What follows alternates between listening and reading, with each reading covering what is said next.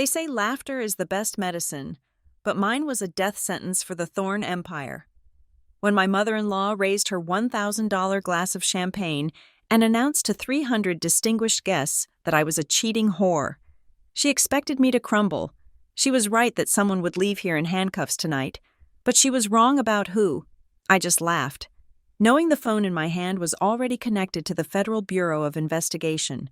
My name is Judith Pennington, and for the last 4 years, I have been invisible to the people in this room, the titans of Boston industry, the senators with pockets full of lobbyist gold, and the socialites whose faces are pulled tighter than a snare drum. I am nothing more than a decorative accessory. I am the lucky girl from the wrong side of the tracks who snagged the Golden Bachelor. Julian Thorne. They look at me and see a charity case. They look at me and see a woman who should be grateful for the air she breathes in the presence of the Thorne dynasty. But tonight, as I stand in the center of the Sapphire Ballroom, sipping sparkling water because I know better than to touch the wine, I am not invisible. I am the only person in the room who sees everything. The Sapphire Ballroom is designed to make you feel small. The ceilings soar 40 feet high, dripping with crystal chandeliers that cost more than my father made in his entire lifetime. The walls are lined with gold leaf, and the carpet is a deep, plush velvet that swallows the sound of expensive Italian leather shoes. It is a masterpiece of intimidation architecture. Tonight, it is filled to capacity. 300 guests are packed into the space. A sea of black tuxedos and designer gowns. The air smells of expensive perfume, old money, and the metallic tang of chilled seafood. A string quartet is playing in the corner, sawing away at a piece by Mozart with technical perfection but zero soul, which fits the theme of the evening perfectly. This is a party for Julian, but Julian is just the excuse. This is a display of power. I adjust the strap of my dress. I chose it carefully for tonight. It is a deep emerald green silk that clings to my frame like a second skin, a stark contrast to the sea of black and navy blue around me. Green is the color of money. Yes, but it is also the color of venom. It is the color of envy, and tonight, it is the color of war. My eyes shift to the man of the hour. Julian stands near the ice sculpture, a ridiculous carving of the Thorne family crest that is slowly melting under the heat of the spotlights. My husband is turning 40 years old today, but he looks like a man twice that age. He is wearing a bespoke suit that fits him perfectly, cut from the finest charcoal wool, but inside the clothes, the man is shrinking. His skin is pale, almost translucent, stretching tight over his cheekbones. His eyes, once a vibrant, mischievous blue that used to light up when he talked about architectural lines and load-bearing walls, are now dull and flat. They look like the glass eyes of a taxidermied animal.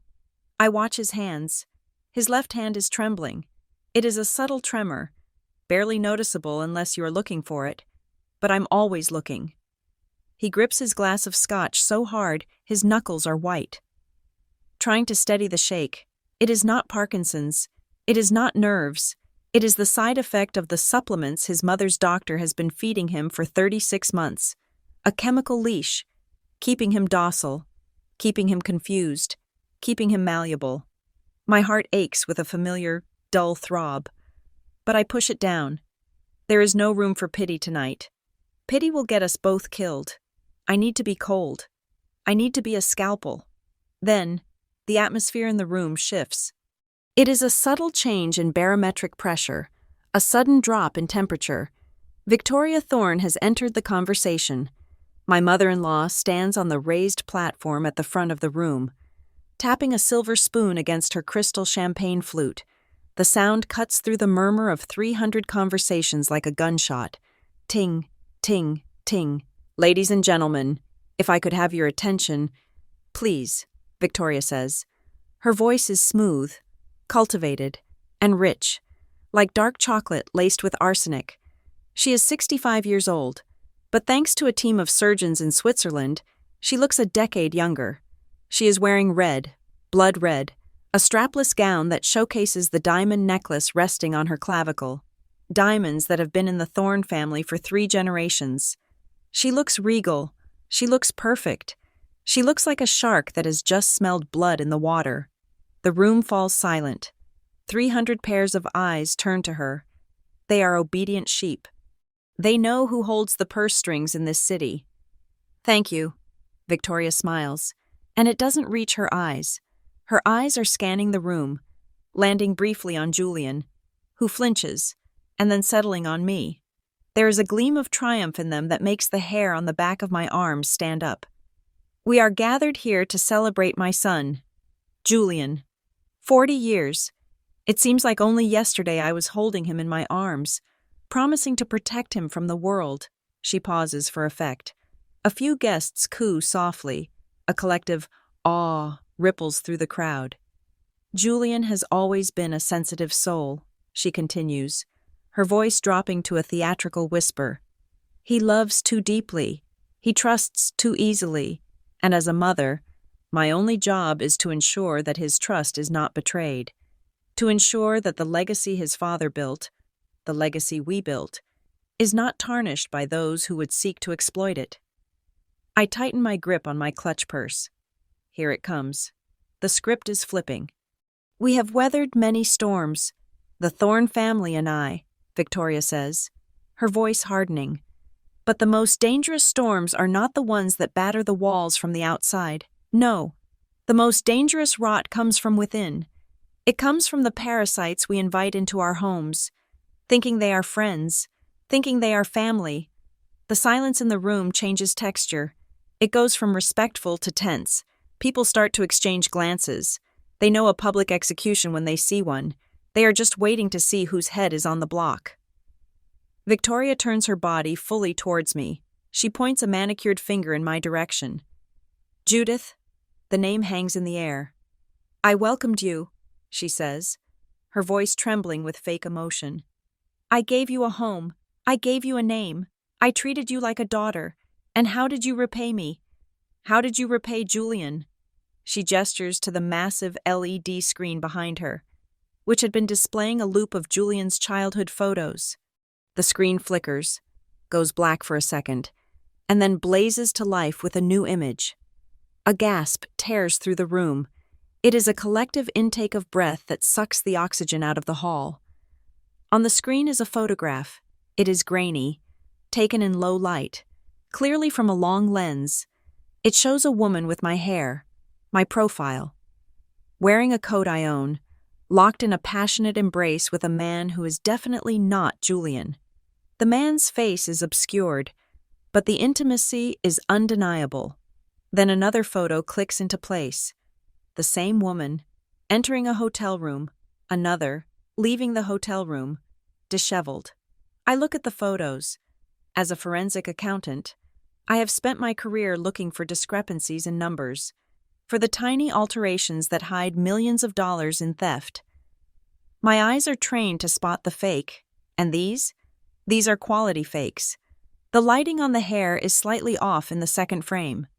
The shadow on the floor in the hotel hallway doesn't match the angle of the overhead lights. It is a deep fake, a digital composite, likely created by a high-end firm that specializes in reputation destruction. But to the 300 drunk, judgmental people in this room, it looks like the gospel truth. "Whore," someone whispers loudly from the table to my left. It is Mrs. Vanderbilt, a woman who has been divorced 4 times. The irony is palpable. "Disgusting," another voice mutters. The whispers start like a gentle rain and quickly turn into a storm. I knew it. She never deserved him. Trash. Look at her. She's not even crying. I stand perfectly still. I do not look down. I do not cover my face. I look straight at Victoria. She is beaming. It is a microscopic smile, just at the corners of her mouth. But I see it. She thinks she has won. She thinks this is the moment I break. She expects the weeping, the denial, the scene where I beg Julian to believe me while security drags me out.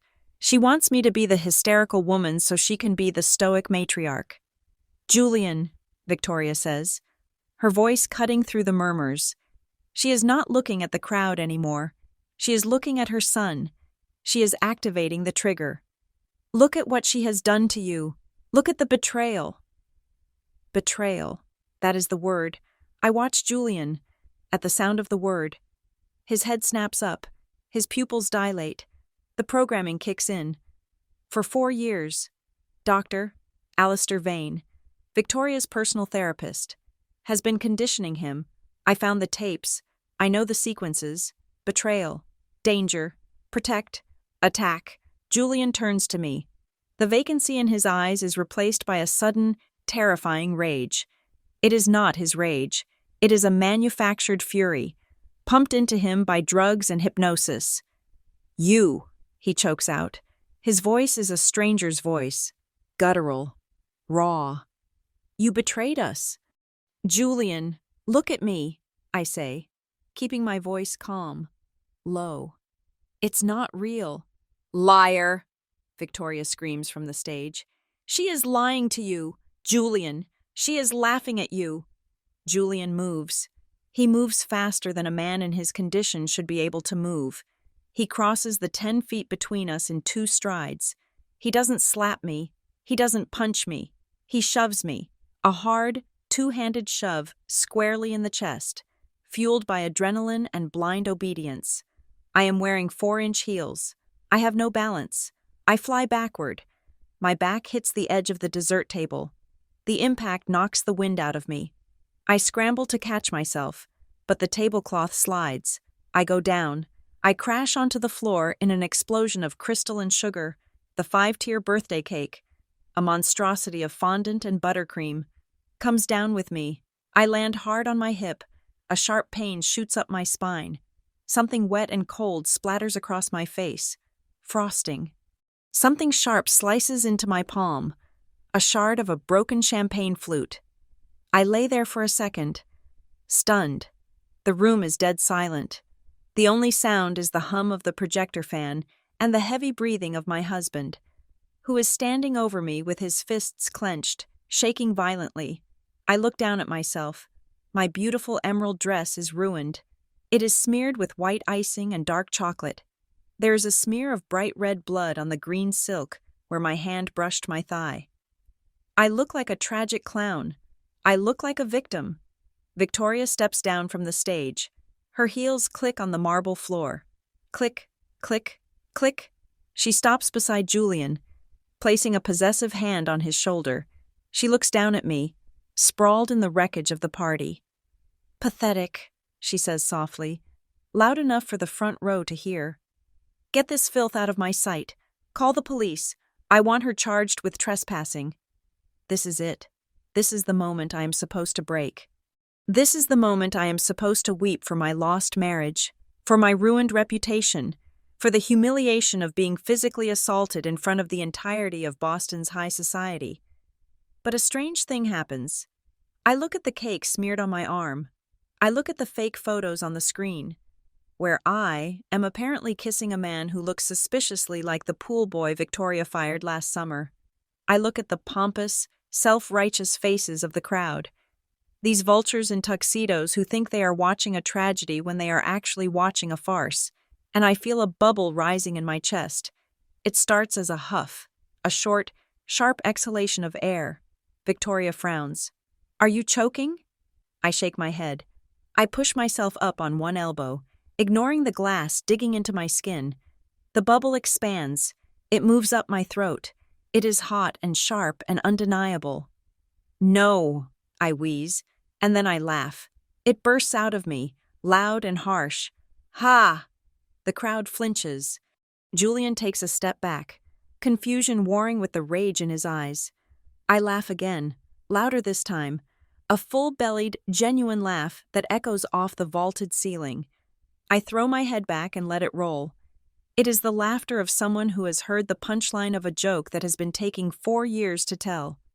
She snapped, someone whispers. She's having a breakdown. Hysteria. Another agrees. I laugh harder. I laugh until tears stream down my face. Mixing with the frosting, I laugh at the absurdity of their arrogance. I laugh at the fragility of their power. I laugh because Victoria Thorne thinks she is holding a royal flush. and she has no idea that I am sitting at a completely different table, playing a completely different game. Victoria's face wavers. The mask of perfection slips. Just for a fraction of a second. Her brow furrows. She takes a step back, her hand tightening on Julian's shoulder. She doesn't understand. She knows fear. She knows anger. She knows submission. She does not know how to handle mockery. "Stop it," she hisses. "Stop laughing." I wipe a smear of icing from my cheek and taste it. Vanilla. Too sweet. Artificial. Just like her. I slowly push myself to a standing position.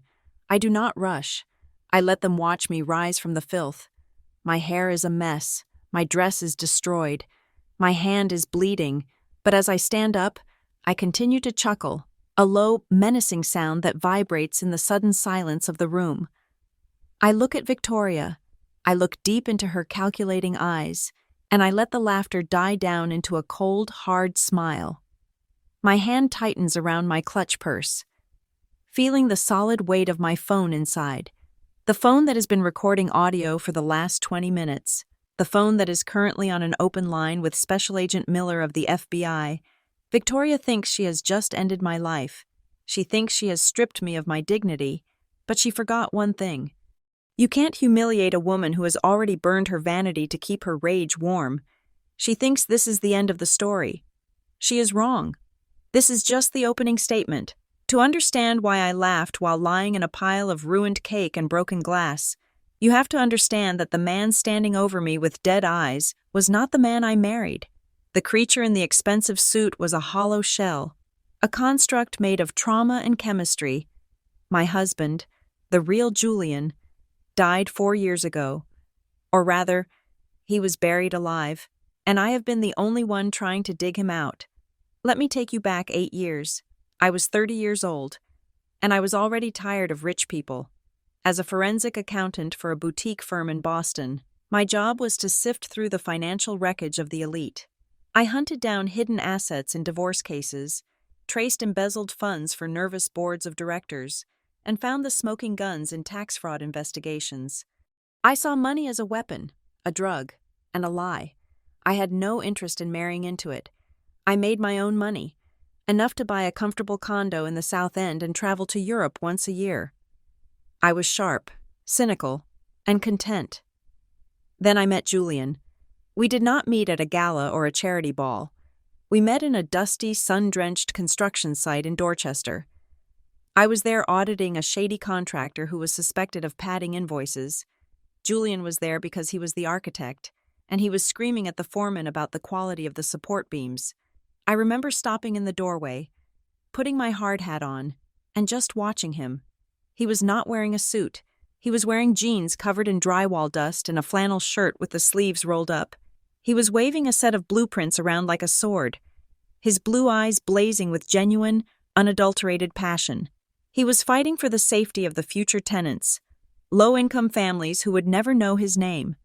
When he saw me, he didn't ask who I was or try to charm me. He just held up a blueprint and asked if I knew the load-bearing capacity of substandard steel. We spent the next 3 hours sitting on a stack of drywall, drinking terrible coffee from a thermos, talking about structural integrity and the ethics of building. I fell in love with his hands first. They were rough, stained with graphite from his pencils, always moving, always sketching ideas in the air. They were the hands of a creator, not a consumer. Julian hated the Thorne legacy. He hated the boardroom. He wanted to build sustainable housing. He wanted to fix broken neighborhoods. He wanted to be Julian the architect, not Julian Thorne, heir to the throne. Our courtship was a rebellion. We ate Thai food on my fire escape at 2 a.m. We took long drives up the coast in his beat-up Volvo, ignoring the calls from his mother. He told me he felt like he was suffocating in the Thorne Manor, that the air there was too thin to breathe. With me, he said, he could fill his lungs. And Victoria? In those early days, she was a master of camouflage. I remember the first time I met her for dinner. I expected a dragon. Instead, I got a diplomat. She welcomed me with open arms, poured me tea, and told me how relieved she was that Julian had found someone grounded She told me she supported his architectural dreams. "Let him have his little hobby," she had said to me, winking as if we were conspirators. "He needs to get it out of his system before he settles down." I should have listened to the way she said hobby. I should have heard the condescension dripping from the word settles. But I was in love, and I thought love was a shield strong enough to deflect her subtle arrows. She played the part of the benevolent matriarch perfectly. She was the soft silk rope that you don't realize is strangling you until you try to pull away. The rope tightened 4 years ago. It started with a phone call at 3 a.m. Richard Thorne, Julian's father, was dead. The official report said it was a massive stroke. It was tragic, sudden, and clean. But the timing was dirty. Just 3 days before he died, Richard had called Julian. I remember the conversation vividly. Julian had put it on speakerphone while we were cooking dinner. His father sounded lucid, urgent, and angry. He told Julian he was going to meet with his lawyers to restructure the trust fund and the company board. He said he was tired of Victoria's meddling and wanted to free Julian from the corporate obligations so he could run his architecture firm full-time. "I am going to set you free, son," Richard had said. 3 days later, he was dead. The will was never changed. The old will, the one that gave Victoria executive control over the entire estate until Julian turned 40, remained in effect. Julian was devastated. He had always had a complicated relationship with his father, but the promise of freedom followed by the sudden finality of death broke him. He stopped eating. He stopped drawing. He sat in our living room in the dark, staring at the wall, consumed by guilt that he hadn't gone to see his father sooner. This was the crack in the armor that Victoria had been waiting for. She swooped in not as a tyrant, but as a savior. She arrived at our house dressed in mourning black, her face a mask of sorrow. She brought casseroles, she brought old photo albums, and she brought Dr. Alistair Vane. "He is a miracle worker, Judith," she told me, clutching my hands with her cold, dry fingers. "He helped the senator's son after his accident. He can help our Julian. We cannot let him drown in this grief." I was desperate. I wanted my husband back. So I agreed. I let the fox into the henhouse because the wolf told me he was a watchdog. Dr. Vane was a tall, skeletal man with a voice like oil slicking over water. He didn't believe in traditional talk therapy. He believed in neurochemical realignment and suggestive reprocessing. He started coming to the house 3 times a week. Then he suggested Julian come to his private clinic, the green room, for more intensive sessions. At first, Julian seemed to get better. The crying stopped, the insomnia stopped, but something else stopped too, the passion, the fire. I started noticing the changes about 6 months after Richard's death. Julian came home from the clinic one evening, and I showed him a sketch I had found in his old notebook, a design for a solar-powered community center. I thought it would cheer him up. He looked at the drawing with zero recognition. "Why would I build that?" he asked. His voice was flat. "It is not profitable. Mother says we need to focus on the commercial real estate portfolio." Mother says. It was the first time he had called her mother instead of Victoria or mom. It sounded formal, scripted. Then came the pills. I found them in his jacket pocket one night when I was taking his suit to the dry cleaners. They were not in a pharmacy bottle. They were in a sleek silver case with no label. Inside were a dozen capsules, half blue, half white. When I asked him about them, he became defensive instantly. "They are just supplements," he snapped, snatching the case from my hand. "Doctor, Vane says my cortisol levels are too high. They help me focus. Why are you snooping?" "I am not snooping. Julian, I am your wife," I said, reaching for his hand. His skin was cold. His hand, the hand that used to be so steady when drawing intricate lines, gave a microscopic twitch. "You are suffocating me," he muttered. Turning away, that was the beginning of the erosion. Over the next 2 years, I watched the man I loved dissolve. He quit his architecture firm without discussing it with me. He put on a suit and started going to Thorne Enterprises every day. Sitting in an office his mother chose for him, signing papers she put in front of him. The arguments became terrifying because they were nonsensical. We would be eating dinner, and suddenly he would look at me with genuine suspicion and ask, "Where did you go today?" "I was at work. Julian, you know where I work. Mother says you were seen having lunch with a lawyer." He would say, "Are you trying to audit the family trust? Are you looking for a payout?" I slammed my fork down. "I have my own money. Julian, I do not need the Thorne money. I never have. Who is telling you this?" "You are a gold digger," he said. The words came out of his mouth, but the cadence was Victoria's. It was her vocabulary. Julian didn't use terms like payout or assets. He used terms like elevation and structure. "I am a forensic accountant," I shouted back. "If I wanted to steal your money, I would have done it 5 years ago, and you would never have known. I am here because I love you." "Love is a transaction," he replied robotically. "Doctor, Vane says you are projecting your financial insecurities onto me." I realized then that I was not fighting a husband. I was fighting a broadcast. I tried to get him to stop seeing Vane. I tried to flush the pills down the toilet. That night was the first time he scared me physically. He didn't hit me, but he grabbed my wrists. He held them so hard that bruises bloomed on my skin the next day like dark flowers.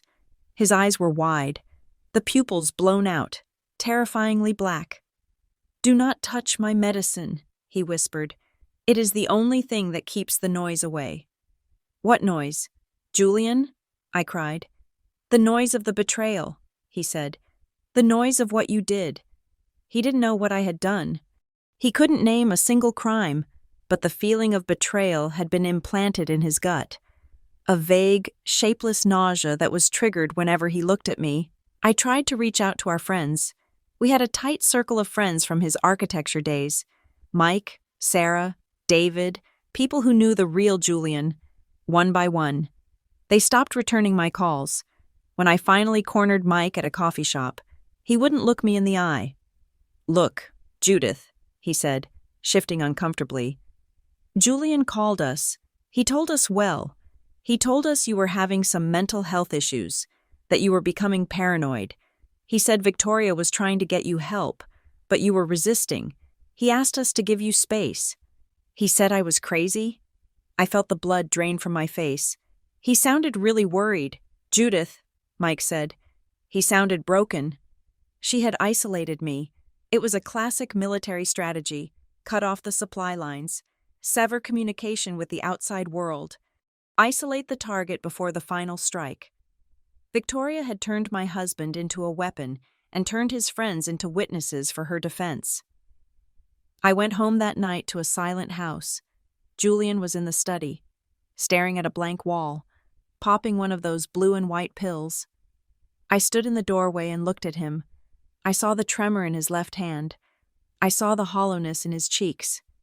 I realized then that if I left him, he would be dead within a year, a suicide perhaps, or an accidental overdose. Victoria would play the grieving mother again, inherit the entire estate, and erase his existence. I looked at the wedding ring on my finger. It wasn't a diamond. It was a simple band of platinum that Julian had designed himself. It had an engraving on the inside. Foundation. I touched the ring. I made a choice. I would not let them win. I would not let them erase the man who sat on a stack of drywall and talked to me about building homes for the poor. I stopped arguing. I stopped flushing the pills. I started watching. I started recording. I became the forensic accountant again. I stopped looking at Julian as my husband and started looking at him as the crime scene. And that brings us to the memory of the man I loved, contrasting so sharply with the man who just shoved me into a wedding cake. The Julian of 8 years ago would have burned this ballroom to the ground before he let anyone disrespect me. The Julian of tonight is a marionette, and his strings are made of poison, but even marionettes can be cut loose, if you have a sharp enough knife, and I have been sharpening mine for 4 long years. Our home, a sprawling modernist structure of glass and steel perched on the edge of Lake Cochituate, ceased to be a home about 6 months after the funeral. It transformed into a terrarium.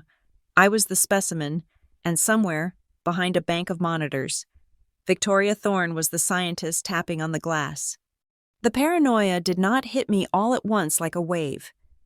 It crept in like a slow leak of carbon monoxide. It started with the small things. I would leave my keys on the kitchen island, and an hour later, they would be on the hooks by the door. I would leave a book on the nightstand, bookmark on page 104, and find it closed, placed back on the shelf. At first, I thought I was losing my mind. Stress, grief, the exhaustion of dealing with Julian's deteriorating state. It was a reasonable explanation. But then there was the phone, my smartphone. A device less than 6 months old, began to behave like it was possessed. It would run hot, physically hot to the touch, even when it was sitting idle on the table. The battery, which used to last 24 hours, would drain to 0 in 4 hours.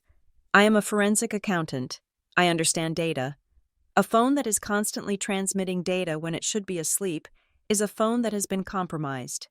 I did not take it to the Apple Store. I did not ask Julian. Instead, on a Tuesday afternoon, I drove to a nondescript electronics shop in Providence, Rhode Island, 40 miles away, and paid cash for a high-end radio frequency detector and a lens finder. I waited until Thursday. Thursdays were the days Julian spent the entire afternoon and evening at the clinic. The house was empty. The housekeeper, a woman named Marta, whom Victoria had hired and who always looked at me with cold, dead eyes, had the day off. I started in the bedroom. I closed the blinds and turned on the detector. I moved slowly, sweeping the wand over the walls, the furniture, the ceiling. The device remained silent. I began to feel foolish. I began to feel like the crazy woman Julian had told our friends I was. Then, I swept the wand over the smoke detector directly above our bed. The device screamed, a high-pitched squeal that tore through the silence of the room. My heart hammered against my ribs. I dragged a chair over, climbed up, and popped the cover off the detector. There, nestled between the battery and the sensor, was a microcamera, no bigger than a pinhead, wired directly into the house's power supply. I did not pull it out. My hands were shaking, but my mind was racing with ice-cold clarity. If I pulled it out, she would know I knew. I climbed down and continued the sweep. I found a microphone taped to the underside of the nightstand. I found another camera inside the hollowed-out sensor of the alarm system in the living room. But the discovery that made me vomit, actually physically retch into the toilet, was in the master bathroom, hidden inside the vent fan, angled perfectly to capture the shower and the toilet, was another lens. This was not security. This was not a mother worried about her son's estate. This was voyeurism. This was a collection of leverage. Victoria was building an archive. She wanted footage of me naked, footage of me arguing, footage she could edit and manipulate to paint me as unstable, promiscuous, or abusive. She wanted to strip me of my privacy before she stripped me of my humanity. I sat on the edge of the bathtub, the cold porcelain biting into my skin, and I realized the scope of the war I was in. I was living in a panopticon. Every word I said, every move I made, was being fed directly to the Thorne estate. I wanted to scream. I wanted to take a hammer to every wall in the house, but I couldn't. If I destroyed the eyes, she would just find another way. A more aggressive way, or worse, she would accelerate whatever timeline she had for Julian. So, I decided to give her a show. If Victoria wanted a broken, alcoholic, unstable daughter-in-law, I would give her an Academy Award-winning performance. That very night, I went to the liquor store and bought 3 bottles of cheap vodka. I came home, opened one, and poured half of it down the kitchen sink. Then I splashed a little on my shirt. I gargled with it so my breath would reek. When I walked around the house, I made sure to stumble. I talked to myself, muttering angry, incoherent nonsense near the hidden microphones. They are all against me, I would whisper loudly to an empty room. I hate him. I hate this house. I sat on the couch, directly in the line of sight of the living room camera, and drank water out of a vodka bottle, sobbing theatrically. I let myself look disheveled. I stopped wearing makeup. I let the house get messy. It worked. I could feel the tension in the house ease slightly. Victoria stopped dropping by as often. Why would she need to check on me when she could watch my disintegration in high definition from the comfort of her study? She thought she was watching a woman drown. She didn't know I was learning how to breathe underwater. But while I was playing the victim, I was watching Julian. The center of his existence had become the green room. It was a private annex at Dr. Vane's clinic. Julian went there every Tuesday at 2 in the afternoon and did not return until 8 in the evening. He always came back changed. Sometimes he was a zombie, his eyes glazed over, his movements sluggish, unable to string a sentence together. Those were the nights he would just sit in the dark and stare. Other nights, he came back wired. His jaw would be clenched so tight I could hear his teeth grinding from across the room. He would pace the hallways for hours, muttering phrases under his breath. Structure, loyalty, mother, foundation. I needed to know what was triggering the switch. One Friday evening, I got my answer. It was a horrifying confirmation that shattered the last remnant of hope I had that this was a medical issue. Julian was in the garden. I was in the kitchen, washing dishes, or pretending to, while actually watching him through the reflection in the window. He was just standing there, looking at the rose bushes. He looked peaceful, almost like his old self. Then, his phone rang. It was a specific ringtone. He had set a custom ringtone for Victoria, Ride of the Valkyries. At the first note of the music, Julian flinched. It wasn't a startle response. It was a physical recoil. Like he had been sharply jolted. He answered the phone. I cracked the window open just an inch to hear. "Hello, Mother?" he said. His voice was trembling. I couldn't hear what she was saying on the other end, but I heard the tone. It was sharp, rhythmic, forceful. Julian stammered. "I didn't mean to. No, I am strong. I am a thorn." Silence. She was speaking again. Then, I saw it. Julian dropped the phone on the grass. He raised his hands to his head. He didn't cover his ears. He began to punish himself. He clenched his fists, pressing them with trembling force against his temples. A sharp, rhythmic tremor took hold of him. "Stupid," he recited with every distressing surge. "Weak, ungrateful, stupid." He was berating himself. A conditioned reflex. She would provide a trigger word or a criticism, and he had been trained to suppress his own spirit through instilled distress. It was the same way you break a dog, but infinitely more cruel. I watched my husband, a man who once designed skyscrapers, standing in his own garden, diminishing himself into submission because his mother told him he had failed. Tears pricked my eyes, but I refused to let them fall. This wasn't mental illness. This wasn't grief. This was a systematic psychological unraveling. Dr. Vane wasn't treating trauma. He was re-engineering him. They were gaslighting him into believing he was losing his mind, conditioning him to be a puppet that only danced when Victoria pulled the strings. That was the moment I knew I couldn't leave. I had thought about it. I had thought about packing a bag, driving to the airport, and disappearing to a beach in Mexico where the name Thorne meant nothing. I had the money, I had the skills, I could start over. But if I left, Julian would die. He would be dead within a year. His mind completely erased, his body discarded once Victoria had secured total control of the trust. I couldn't save our marriage. That was already a casualty of war. But I could save the man. I needed a base of operations. The house was compromised. My car was likely bugged. I needed a place where the eyes of Victoria Thorne could not see. 2 days later, I drove to a rundown industrial park on the outskirts of Quincy. It was a place of rusted chain-link fences and cracked pavement. Miles away from the manicured lawns of our neighborhood, I rented a 10x10 storage unit at a facility called You Store It. I paid in cash.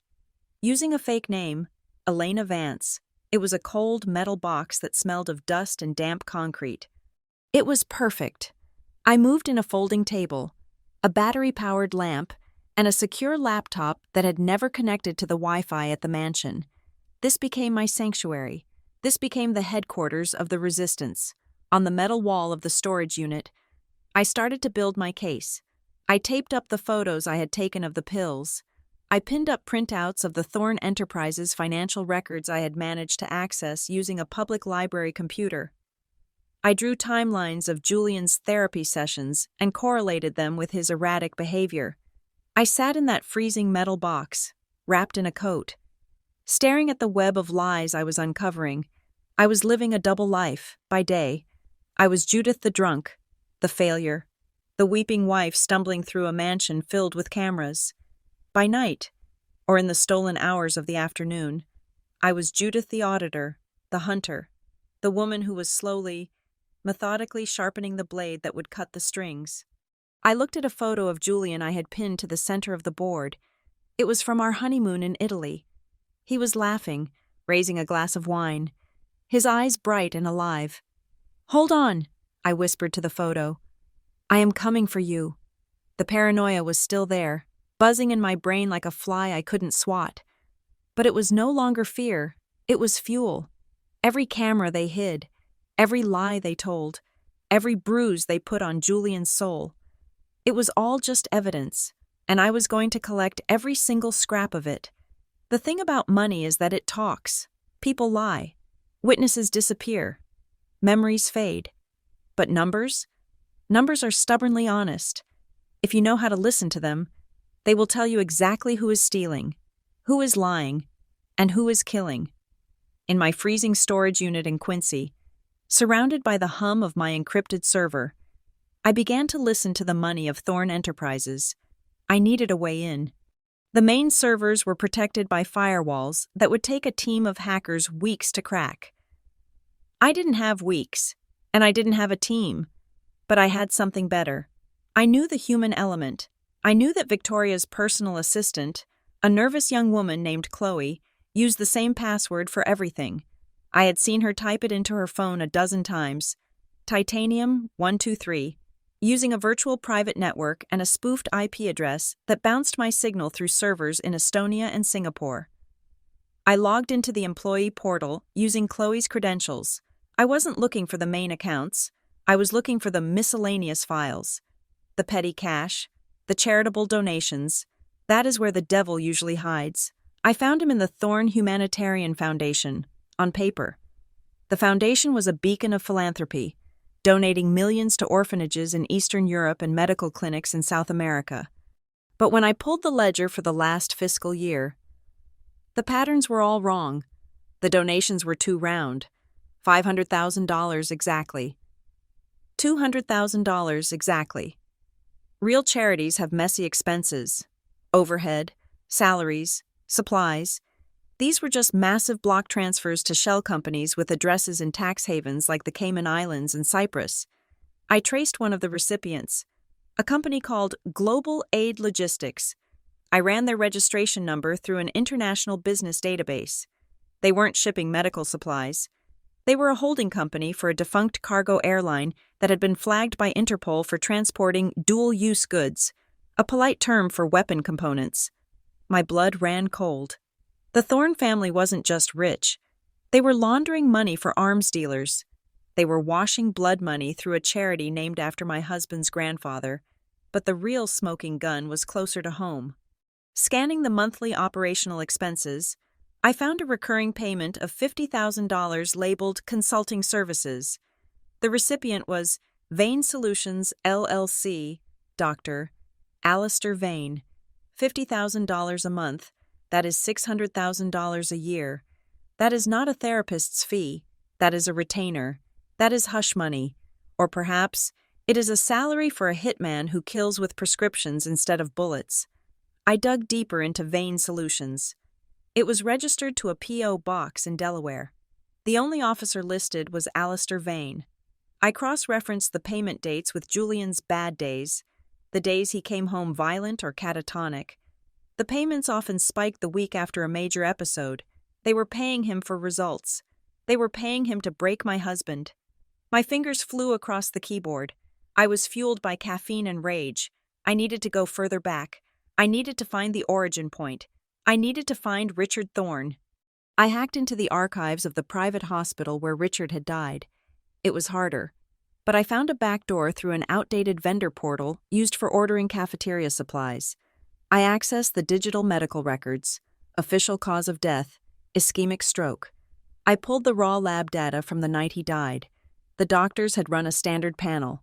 I scanned the columns of numbers: cholesterol, high; blood pressure, elevated. Nothing unusual for a man of 70. Then I saw it. Potassium. Normal levels are between 3.5 and 5.0. Richard Thorne's level at the time of admission was 7.8. 7.8 is lethal. It causes cardiac arrest. It stops the heart instantly. It mimics a massive heart attack or stroke, but it leaves no trace after a few hours because potassium is a naturally occurring element in the body. It is the perfect poison. Victoria didn't just let him die. She murdered him. And Vane, with his medical knowledge, likely provided the dosage. I sat back in my folding chair, the cold air of the storage unit biting at my skin. I was shivering, but not from the cold. I was holding the evidence of a capital crime. I couldn't do this alone anymore. I needed the cavalry. I pulled a burner phone from my bag and dialed a number I hadn't called in 4 years. "Miller," a gruff voice answered on the second ring. "It's Judith," I said. "Don't hang up. I have something that will make your career." Special Agent Thomas Miller and I had worked together on a massive Ponzi scheme case years ago. He was honest, relentless, and he hated the Thorne family with a passion. He had been trying to pin something on them for a decade, but never had the evidence. We met an hour later in a diner off the highway, sitting in a booth in the back. I slid a flash drive across the sticky table. "What is this?" Miller asked, eyeing the drive. "Murder," I said. "Money laundering, arms trafficking, and the systematic torture of a U.S. citizen." Miller plugged the drive into his laptop. As he scrolled through the files, his eyes widened. He let out a low whistle. "Jesus, Judith," he muttered. "This is everything. The potassium levels? That's a slam dunk for exhumation. I need you to move fast." "Miller," I said, "they are escalating. Julian is getting worse." "I can't just kick down the door," Miller said, rubbing his temple. "This is the Thornes. They have judges in their pockets. They have senators on speed dial. If we move too early, they will bury this. We need a live witness. We need someone inside the operation to flip." "I am inside," I said. "No," Miller shook his head. "You are the target. You need to get out." "I can't leave Julian."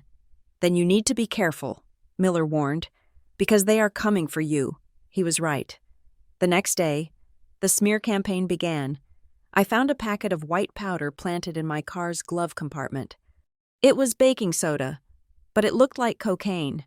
I found empty liquor bottles in my trash that I hadn't bought. Then came the digital assault. Fake profiles appeared on social media using my name, posting erratic, nonsensical rants. A gossip blog ran a story with the headline, "Thorne Harris in rehab?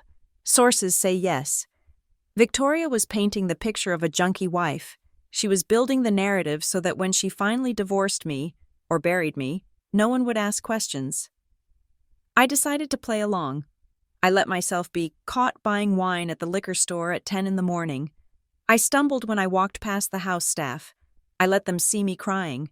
I wanted Victoria to think her plan was working. I wanted her to think I was weak, broken, and defeated. Arrogance makes people sloppy. If she thought I was no threat, she might make a mistake, but then the game turned deadly. I received a text message on my burner phone. It was from an unknown number. "I know what they did to Mr. Richard. I saw the syringe. Meet me at the old boathouse. Midnight." It had to be Maria, the old housekeeper who was fired the day after Richard died. She was the only one who had been in the house that night. I drove to the boathouse. It was a stormy night, rain lashing against the windshield. I arrived at 11:55. I waited. Midnight came and went. At 12:15, my phone buzzed. It was a news alert. Fatal accident on Route 9. Driver identified as Maria Gonzalez. Vehicle lost control and struck a bridge abutment. I dropped the phone. The screen cracked. It wasn't an accident. They knew. They were watching. They had intercepted her, or she had gotten scared and they silenced her. I sat in my car, the rain drumming a frantic rhythm on the roof. The reality of my situation crashed down on me. I wasn't just fighting a controlling mother-in-law. I wasn't just fighting a corrupt doctor. I was fighting a sophisticated criminal organization that had just killed a woman to protect a secret. I looked at my hands. They were shaking, not from fear, but from a cold, hard realization. There was no going back. There was no fixing this. The only way out was through the fire. I started the car. I didn't drive home. I drove back to the storage unit. I took down the photo of Julian laughing. I replaced it with the autopsy report of his father. "Okay, Victoria," I said to the empty room. "You want a war? I will give you a war, but you won't see me coming until I'm standing over your grave." I picked up the phone and called Miller. "Maria is dead," I said. My voice was steady, dead steady. "I know," Miller said. "We just got the report. Judith, you need to come in. Protective custody." "No," I said. "If I disappear, they win. I have to finish this." "How?" Miller asked. "What is the plan?" "Julian's birthday is in 2 weeks," I said. "The party at the Sapphire Ballroom. 300 guests. Press. Dignitaries." So, I said, a grim smile forming on my lips. "I am going to throw them a party they will never forget. Get your team ready. Miller, we are going to take them all down, at once." 7 days before the birthday that would end the world as we knew it, Victoria Thorne invited me to tea. It was not a request. It was a summons issued on thick, cream-colored cardstock with gold-embossed lettering. Delivered by a courier to the very house I lived in. That was Victoria's style. She treated communication like a royal decree. We met in the solarium of the Thorne estate, a glass-walled room filled with orchids that cost more than most people's cars. The air was humid and smelled of wet earth and expensive fertilizer. Victoria was sitting at a wrought iron table, pouring tea from a silver pot. She did not look up when I entered. "Sit," she said. I sat. I was wearing jeans and a sweater, a deliberate choice to contrast with her impeccable Chanel suit. I wanted to look like the outsider she believed I was. "Julian's 40th birthday is a milestone," she began, sliding a cup toward me. "It marks the transition from potential to power.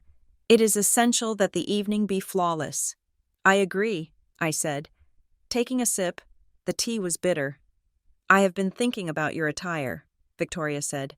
She reached under the table and pulled out a large, flat box tied with a silver ribbon. "I know you have been struggling lately. Judith, you look tired, pale. I wanted to save you the stress of shopping." She opened the box. Inside lay a dress of pale, lifeless gray. It was the color of dirty dishwater, the color of a rainy Tuesday, the color of someone who has given up. It was high-necked, long-sleeved, and shapeless. It was a shroud designed to make me fade into the wallpaper, to make me look like a ghost at my husband's feast. "It is dove gray," Victoria said, smiling that thin, reptile smile. "It implies humility, repentance. I think it sends the right message. Don't you? That you are aware of your indiscretions and are seeking forgiveness." She was talking about the affair that didn't exist. She was already directing the scene. "It is beautiful, Victoria," I lied, my voice trembling just enough to satisfy her sadism. "Thank you. I will wear it." "Good," she said. "We wouldn't want you to stand out, not after everything you have done."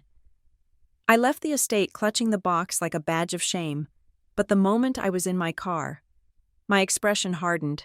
I tossed the dress into the back seat. I would burn it later. Back at my storage unit, I went to work. If Victoria was scripting my downfall, I needed to know the cast list. I had been tracking the expenses of the Thorne Foundation, and I had found a small, peculiar payment to a local talent agency called Spotlight Casting. I hacked into the agency's email server. It took me 2 hours of brute force decoding, but I got in. I searched for the invoice number. There it was. A casting call sent by Victoria's personal assistant. Role, male, 30s, fit, racially ambiguous, Must be comfortable with intimacy. Nudity implied but not required. Non-speaking role for a photographic portfolio. Confidentiality agreement required. Attached to the email was the headshot of the man they had hired. His name was Ethan Monk, a struggling actor from South Boston who usually did commercials for car dealerships. I pulled up the affair photos Victoria had threatened me with. It was him. They hadn't even met in a hotel. They had likely shot the photos in a studio with a body double for me, or just photoshopped my head onto a model. I printed Ethan Monk's profile and pinned it to my wall. That was one loose end. But the real weapon was still locked inside Dr. Vane's office. I needed to know exactly what Vane was doing to Julian. I needed proof that this wasn't therapy, but psychological torture. Dr. Vane's clinic was in a refurbished brownstone in Back Bay. Security was tight, but arrogance creates gaps. I knew the cleaning crew came on Wednesday nights between 10 and midnight. I also knew, thanks to my surveillance, that the back door's electronic lock had a glitch that caused it to disengage if the power fluctuated. At 11 o'clock that night, I was in the alley behind the clinic. I used a high-powered magnet to disrupt the circuit of the lock mechanism, a trick I learned from a YouTube video on physical penetration testing. The lock clicked open. I slipped inside, dressed in black, moving through the silent hallways. The cleaning crew was on the 3rd floor. I could hear the hum of a vacuum. Vane's office was on the 2nd. I picked the lock to his office door in 30 seconds. Inside, the room was lined with books and tribal masks that looked menacing in the shadows. I went straight to his computer. It was password protected. But Vane was a creature of habit. I tried the name of his boat, which I had seen in a photo on his desk. Serenity, access denied. I tried his birth year, access denied. I tried the name of the shell company he used to launder money, Vane Solutions. The screen unlocked. I didn't have time to browse. I plugged in my external hard drive and initiated a mirror copy of his patient archives folder. As the progress bar crawled across the screen, I opened the folder labeled Thorne J. There were hundreds of audio files. I clicked on one dated 2 days ago. Doctor? Vane's voice filled the room. Smooth and hypnotic. You are feeling heavy. Julian, your eyelids are heavy. You are safe here. The world outside is dangerous. Who makes the world dangerous? Julian? Julian's voice, slurred and drug-heavy. Judith. Vane. That is right. Judith is the danger. She is envious of you. She wants to take your father's legacy. She laughs at you behind your back. Do you hear her laughing? Julian. I hear her. Stop it. Make it stop. Vane. I can make it stop. Julian. But you have to trust me. You have to trust your mother.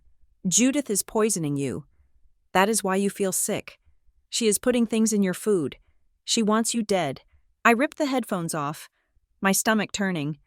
They weren't just making him hate me. They were making him terrified of me. They were manufacturing a self-defense plea. If Julian hurt me, or killed me, Vane would testify that Julian was acting out of a psychotic break caused by his wife's abuse. The download finished. I grabbed the drive and vanished into the night, leaving no trace but the scent of my terror. When I got home, the house was dark. It was 2 a.m. I walked into the kitchen to get a glass of water, and the light snapped on. Julian was sitting at the kitchen table. He was wearing his pajamas, his hair wild, his eyes bloodshot and wide. He looked like a cornered animal. Where were you? He whispered. I went for a drive. Julian, I couldn't sleep. Liar, he spat. He stood up, knocking his chair over. You were with him, the man from the photos. There is no man. Julian, stop lying, he screamed. He grabbed a bottle of prescription pills from the table, the blue and white ones, and hurled them at me. The bottle hit my chest and bounced away, rattling on the floor. You switched them. These aren't my medicine. You put something else in here. You are trying to poison me like you did my father. I froze. He had projected the crime against his father onto me. Vane's programming was complete. Julian, look at the label, I said calmly, though my heart was hammering. It is the same bottle. Get out, he shrieked, covering his ears. Get away from me before I kill you. He collapsed onto the floor, sobbing uncontrollably. I wanted to run to him, to hold him, but I knew that any touch would be interpreted as an attack. I backed out of the room, leaving him alone with his demons. I went to his study. I needed to see how far along they were. I checked his briefcase. There, in a crisp manila folder, were the documents: petition for dissolution of marriage, restraining order, last will and testament of Julian Thorne, revised. I scanned the new will. In the event of his death, all assets would revert to the Thorne family trust, administered by Victoria Thorne. I was completely written out. The divorce papers cited adultery and mental cruelty as the grounds. They were dated for the day after his birthday. The timeline was set. The party was the setup. The divorce was the execution.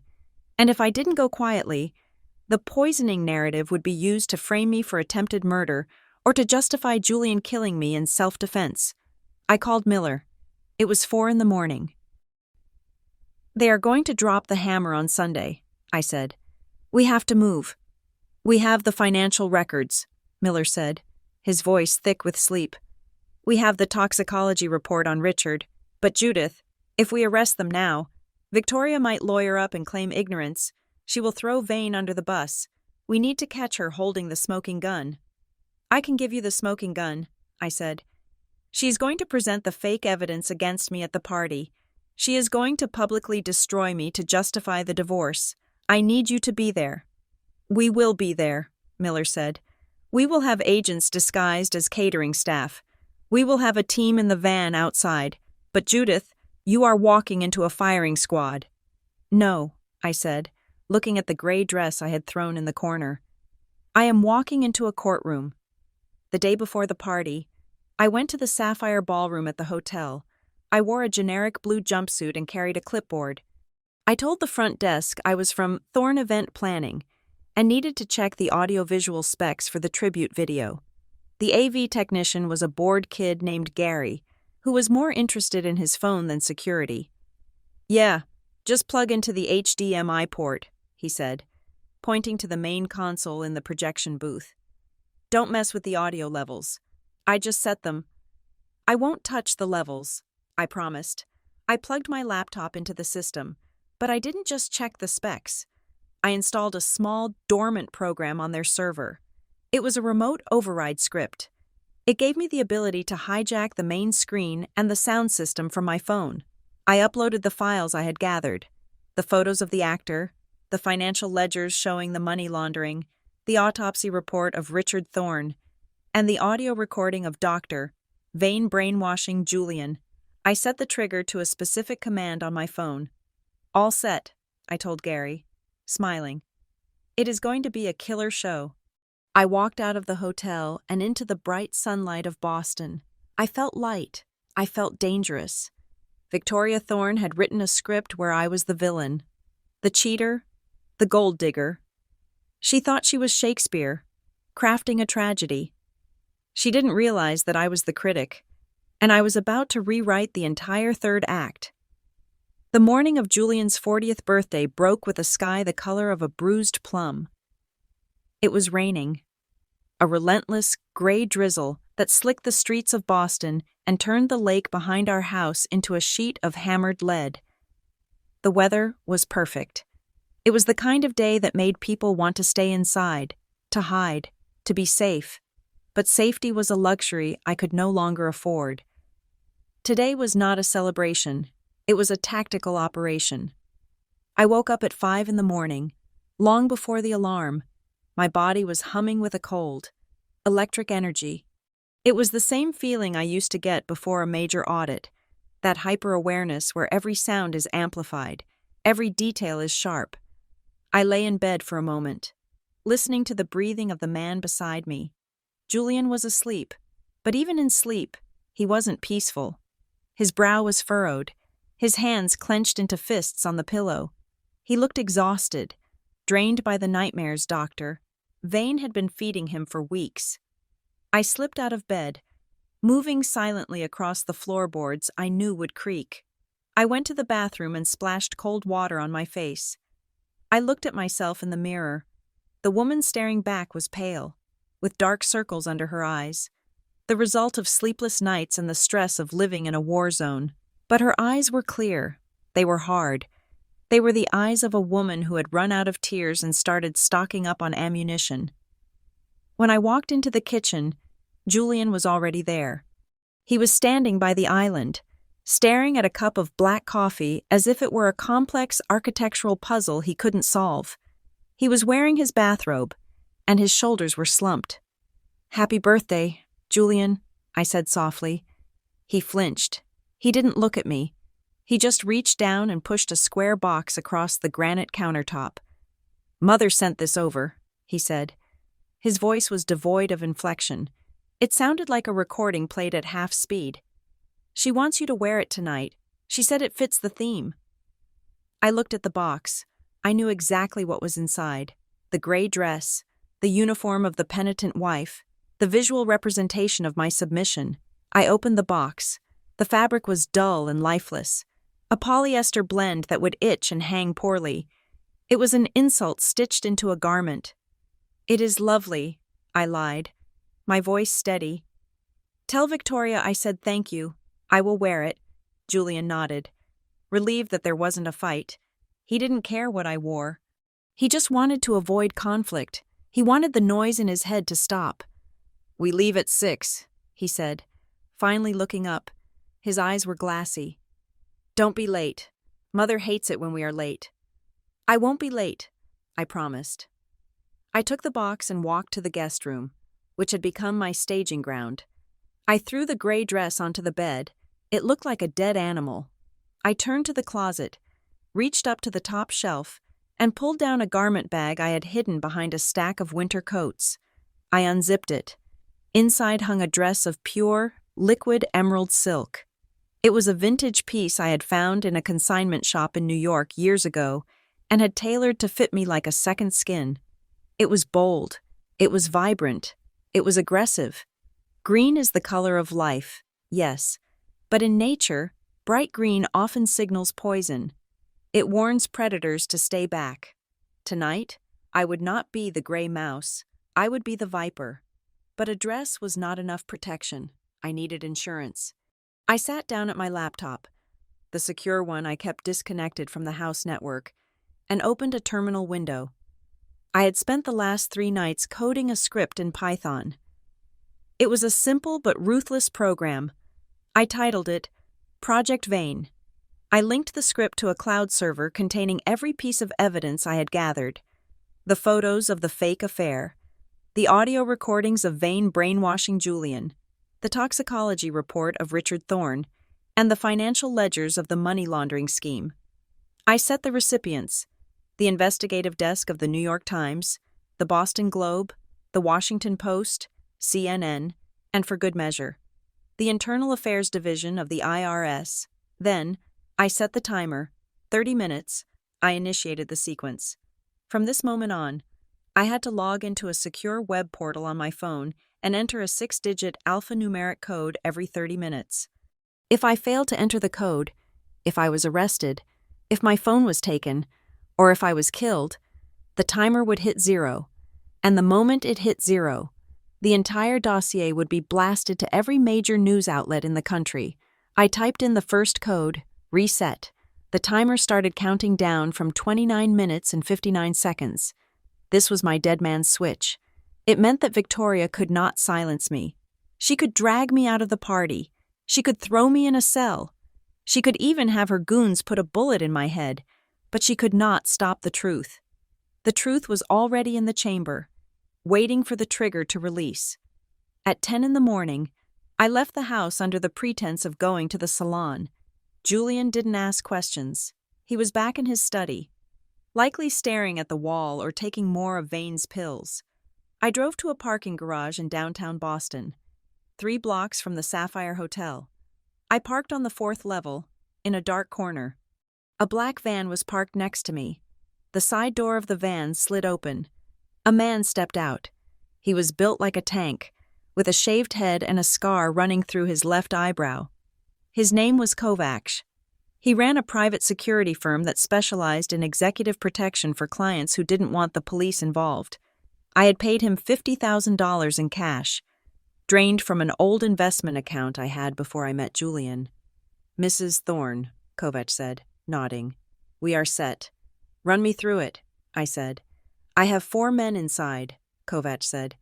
2 are dressed as waitstaff. 1 is on the AV crew, backing up your tech. 1 is in security detail at the front door. We have earpieces on a closed encrypted channel. We are armed with non-lethal tasers and batons. Per your request, if things go south, we extract you through the kitchen loading dock. "And Miller?" I asked. "The FBI is setting up a perimeter," Kovac confirmed. "But they are federal agents. They have rules of engagement. They have to wait for probable cause or a clear threat. My guys don't have those restrictions. If anyone touches you, anyone, we drop them." "Good," I said. "But do not engage unless I give the signal. I need this to play out publicly. I need the guests to see it. If you pull me out too early," she spins the narrative, "I need to be the one holding the microphone when the bomb goes off." "Understood," Kovac said. "You are the quarterback. We are just the offensive line." I checked my watch. 20 minutes left on the timer. I pulled out my phone and entered the code. The timer reset. I drove back to the house at noon. The atmosphere inside was suffocating. The staff moved quietly, afraid to make a sound. I went upstairs to get ready. I showered and did my hair in loose waves, a style that looked soft but was sprayed with enough product to withstand a hurricane. I applied my makeup, sharp eyeliner, red lipstick that matched the blood I was ready to draw metaphorically. Then, I put on the emerald dress. It hugged my curves, the silk cool against my skin. I looked in the mirror. I didn't look like a victim. I looked like a queen who had come to reclaim her throne. I put on a long, thick wool trench coat, buttoning it all the way to my chin. It completely hid the dress. To anyone looking, I was just wearing a coat. Underneath, I was ready for war. I picked up the gray dress from the bed, wadded it into a ball, and shoved it deep into the bottom of the trash can beneath a pile of used tissues. Before I went downstairs, I had one last thing to do. I sat at the small writing desk in the guest room and pulled out a sheet of heavy stationery. I picked up a fountain pen. My hand hovered over the paper. What do you say to a man who has been programmed to hate you? What do you say to a husband who is already half dead? I wrote, "Julian, do you remember the blueprint? Not the ones for the skyscrapers or the malls. The one you drew on a napkin at the diner on our first anniversary. The blueprint for a house with huge windows because you said you never wanted to be in the dark again. You told me that a house is only as strong as its foundation. They have cracked your foundation. Julian, they have tried to tear you down stud by stud, but the ground is still there. You are still there. Look at me tonight. Really look at me. Don't listen to the voice in your head. Listen to the silence underneath it. That is where you are. That is where I'm waiting for you. Judith." I folded the note. I didn't put it in an envelope. I walked down the hall to the master bedroom. Julian was dressing. He was struggling with his cufflinks. His hands were shaking so badly he couldn't thread the silver stud through the hole. "Let me," I said, stepping into the room. He froze, then slowly lowered his hands. I walked up to him. He smelled of scotch and expensive cologne, a scent that used to make my knees weak but now just smelled like tragedy. I reached out and fastened the cufflink. My fingers brushed his wrist. His pulse was racing, a frantic, fluttering bird trapped under his skin. "Thank you," he whispered. "You look handsome, Julian," I said. I reached up and straightened his lapel. As I did, I slipped the folded note into the breast pocket of his tuxedo jacket, right next to his silk pocket square. He didn't notice. He was too medicated to notice the slight weight of the paper. "It is time," he said. My phone buzzed in my clutch. I checked it discreetly. It wasn't the timer. It was a text message. From Victoria Thorne. "Enjoy tonight, my darling daughter-in-law. It will be the most memorable night of your life. Make sure you smile for the cameras." I stared at the screen. She was taunting me. She was so confident, so assured of her victory. that she couldn't resist twisting the knife one last time. I typed a reply. I hope so too. Mother, see you on stage. I put the phone away. I checked the timer again. 15 minutes. I entered the code. Reset. The car is here, Julian said. Turning toward the door, I followed him. We walked down the grand staircase, past the portraits of his ancestors who stared down at us with judgmental eyes. I walked out the front door of the mansion that had been my prison. The rain had stopped, leaving the air crisp and cold. The limousine was waiting, its engine purring like a large black cat. The driver held the door open. I paused on the threshold. I looked back at the house. I looked at the security cameras blinking red in the eaves. I looked at the window of the room where I had cried myself to sleep for months. I took a deep breath, filling my lungs with the damp, cool air. I was not coming back here, not to this life, not to this lie. When I walked out of the Sapphire Ballroom tonight, I would either be in the back of a police car or I would be free. There was no middle ground. I stepped into the limo and sat next to my husband. He stared out the window at the passing trees. I stared straight ahead. "Are you ready?" Julian asked, without looking at me. "Yes," I said, and a small, dangerous smile touched my lips. I have never been more ready in my life. The car pulled away, tires crunching on the gravel. We headed toward the city lights, toward the music, toward the champagne tower, and toward the reckoning. The timer on my phone silently ticked down. 29 minutes, 28 minutes. Let the party begin. "She is insane," Victoria's voice cracked like a whip across the silent ballroom. "Look at her! She has finally lost her mind. Security! Get this filth out of here immediately!" The echo of her command bounced off the gold-leafed walls. Two burly security guards, Thorne payroll men, not mine, started to move from the perimeter, their hands reaching for the batons on their belts. The crowd shifted, a wave of expensive fabric rustling as they recoiled from the woman laughing on the floor. They looked at me with a mixture of horror and pity, the way one looks at a rabid dog that needs to be put down. My laughter stopped. It didn't fade away. I cut it off, instantly. The silence that followed was heavier than the laughter. I sat there for a heartbeat, surrounded by the wreckage of the birthday cake, shards of crystal glinting in the frosting that smeared my arms. I wiped a dollop of buttercream from my cheek with a slow, deliberate movement. Then I tasted it. "Vanilla," I said. My voice was not loud, but in the cavernous silence of the room, it carried. I always hated vanilla. I placed my hands on the sticky floor and pushed myself up. I did not struggle. I did not wobble. I rose with the fluid grace of a dancer. Despite the 4-inch heels, despite the debris, I stood to my full height, ignoring the ruined mess of my emerald silk dress.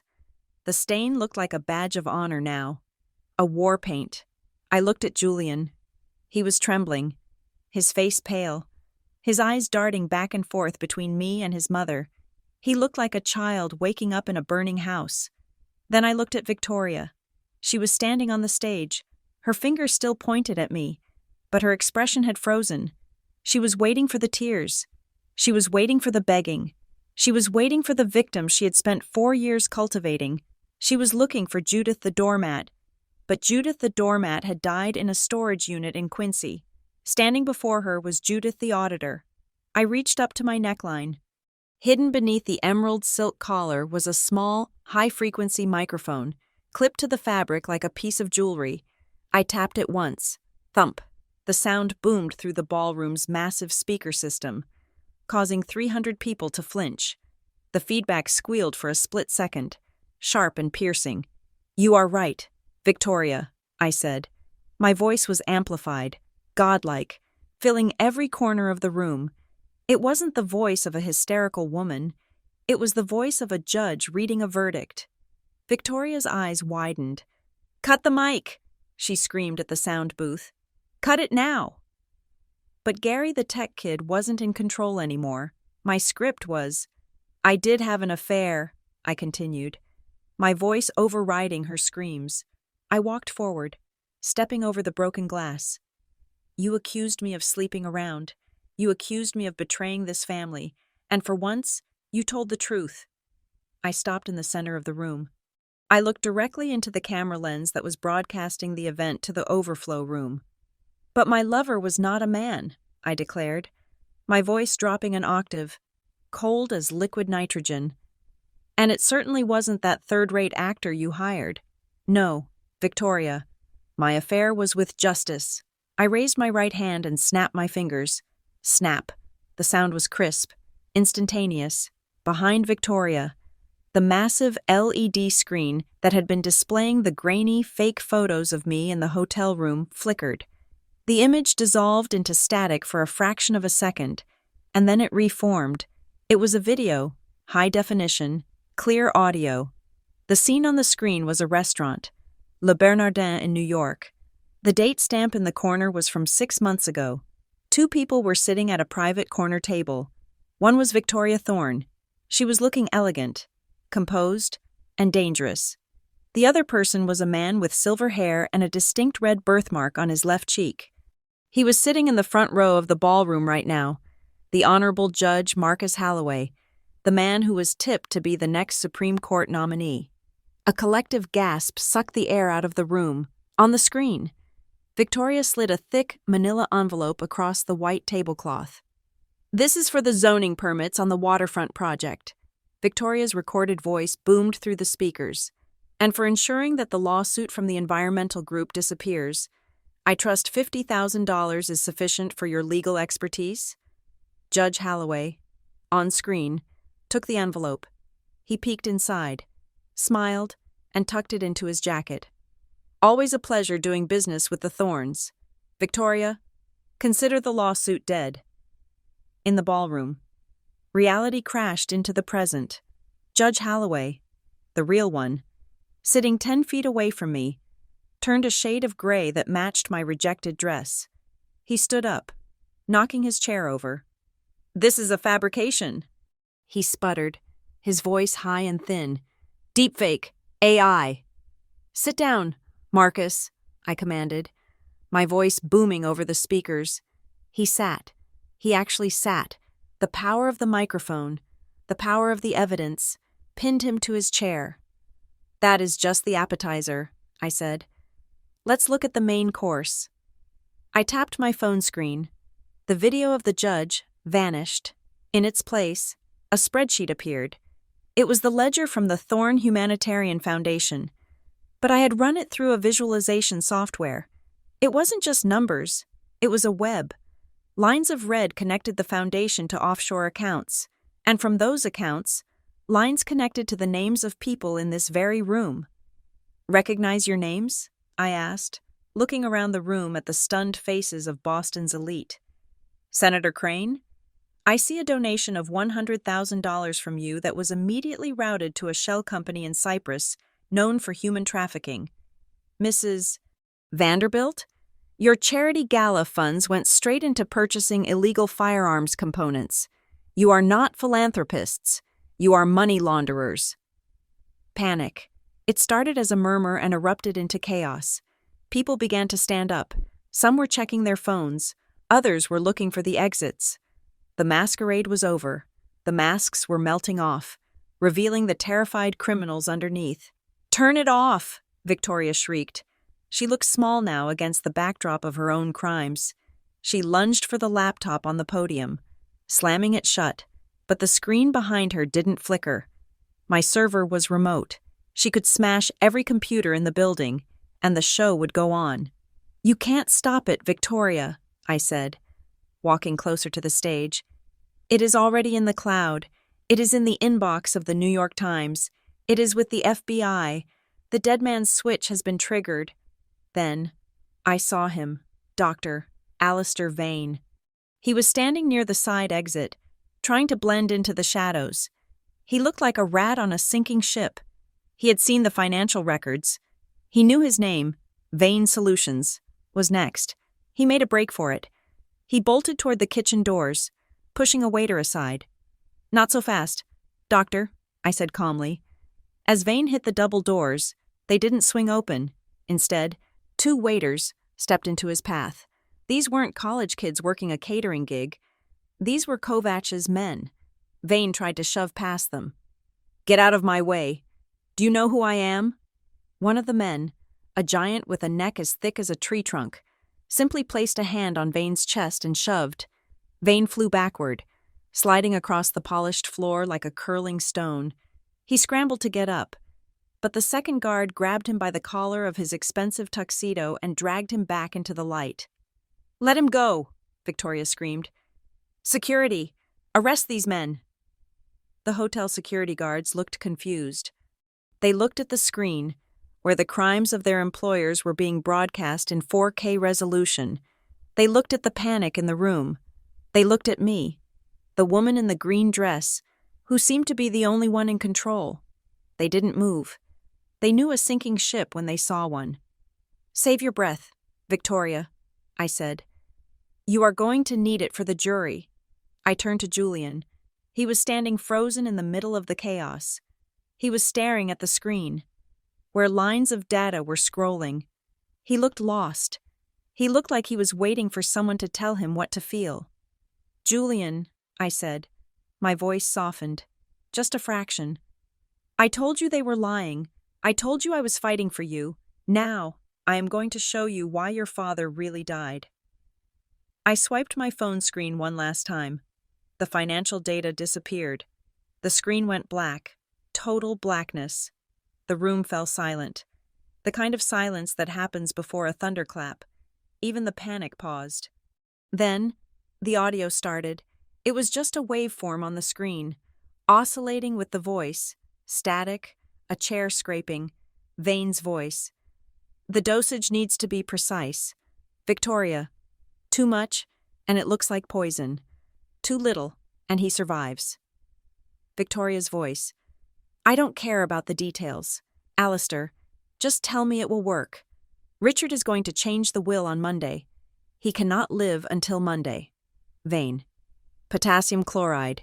It mimics a cardiac event.